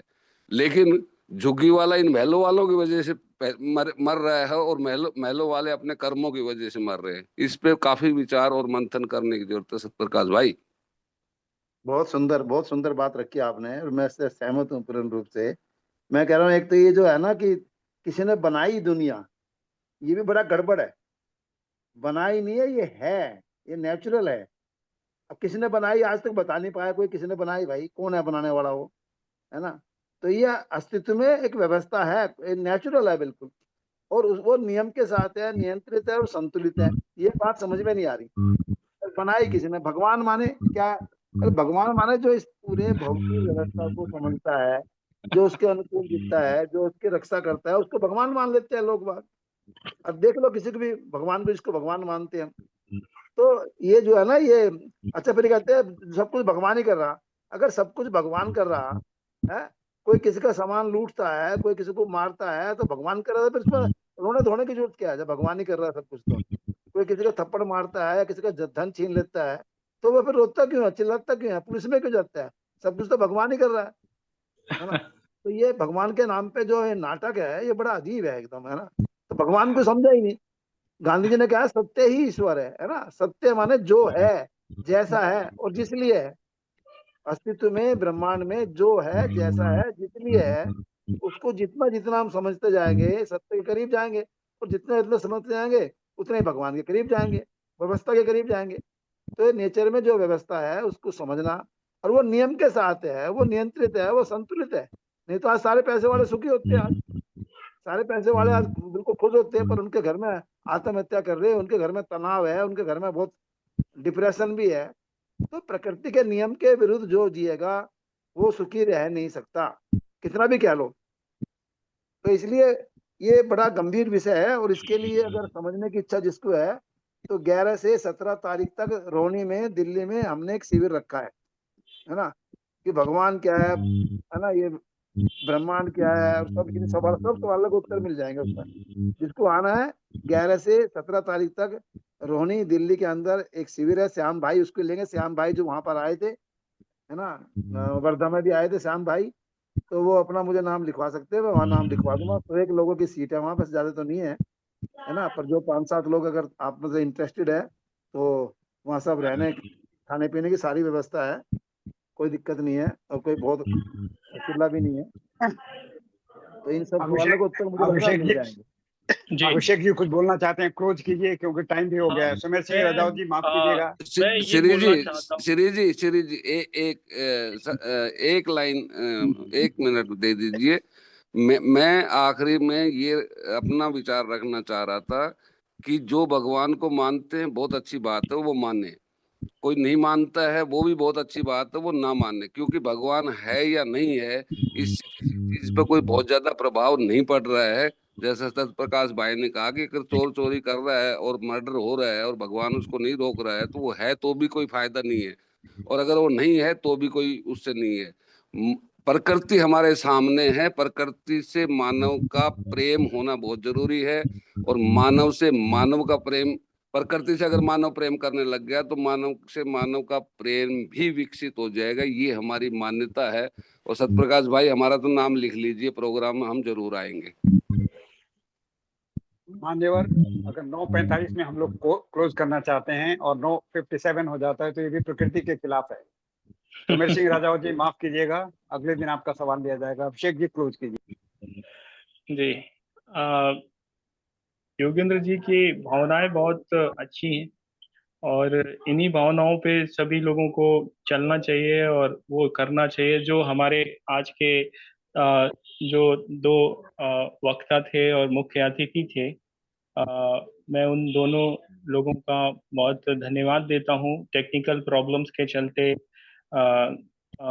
आपकी तरफ से कुछ बातों में साथियों को स्पष्टता नहीं आ पाई, लेकिन कुछ चीजें जो मैंने समझी वो बहुत ही महत्वपूर्ण थी। और साथ ही साथ ये चर्चा एक ऐसी चर्चा है जिसपे कि लगातार चर्चा होनी चाहिए, और चर्चा सिर्फ और सिर्फ एक जैसे सोच के लोगों के बीच ना हो। ये सोच का दायरा जो है वो उन लोगों के बीच भी जाए जहाँ पर इसकी भिन्नता है, और साथ ही साथ एक ऐसा माहौल हमें बनाना पड़ेगा जहाँ पर सब व्यक्ति सभी तरह की बात रख सकें। अगर हम ऐसे समाज को बनाने में असमर्थ हैं और ऐसी व्यवस्था को बनाने में असमर्थ हैं, तो फिर ये जो है, ये मुहिम कभी सफल नहीं हो सकती। ये मेरा व्यक्तिगत मत है। हमें एक ऐसी व्यवस्था बनानी पड़ेगी जहां पर सभी लोग सभी तरह की बात रख सकें। धन्यवाद, इतना ही मेरा कहना है। आखिरी में श्री जी सभी को धन्यवाद देते हुए इस कार्यक्रम को विराम दे सकते हैं। धन्यवाद सभी साथी, धन्यवाद। आज के लिए सलाम, कल फिर मिलेंगे। सबक है। प्रणाम प्रणाम।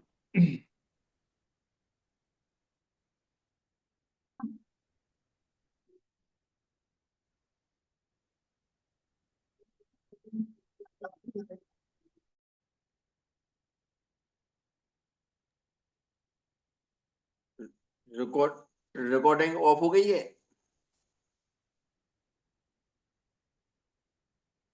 ये तो अभिषेक जी के कंट्रोल में है।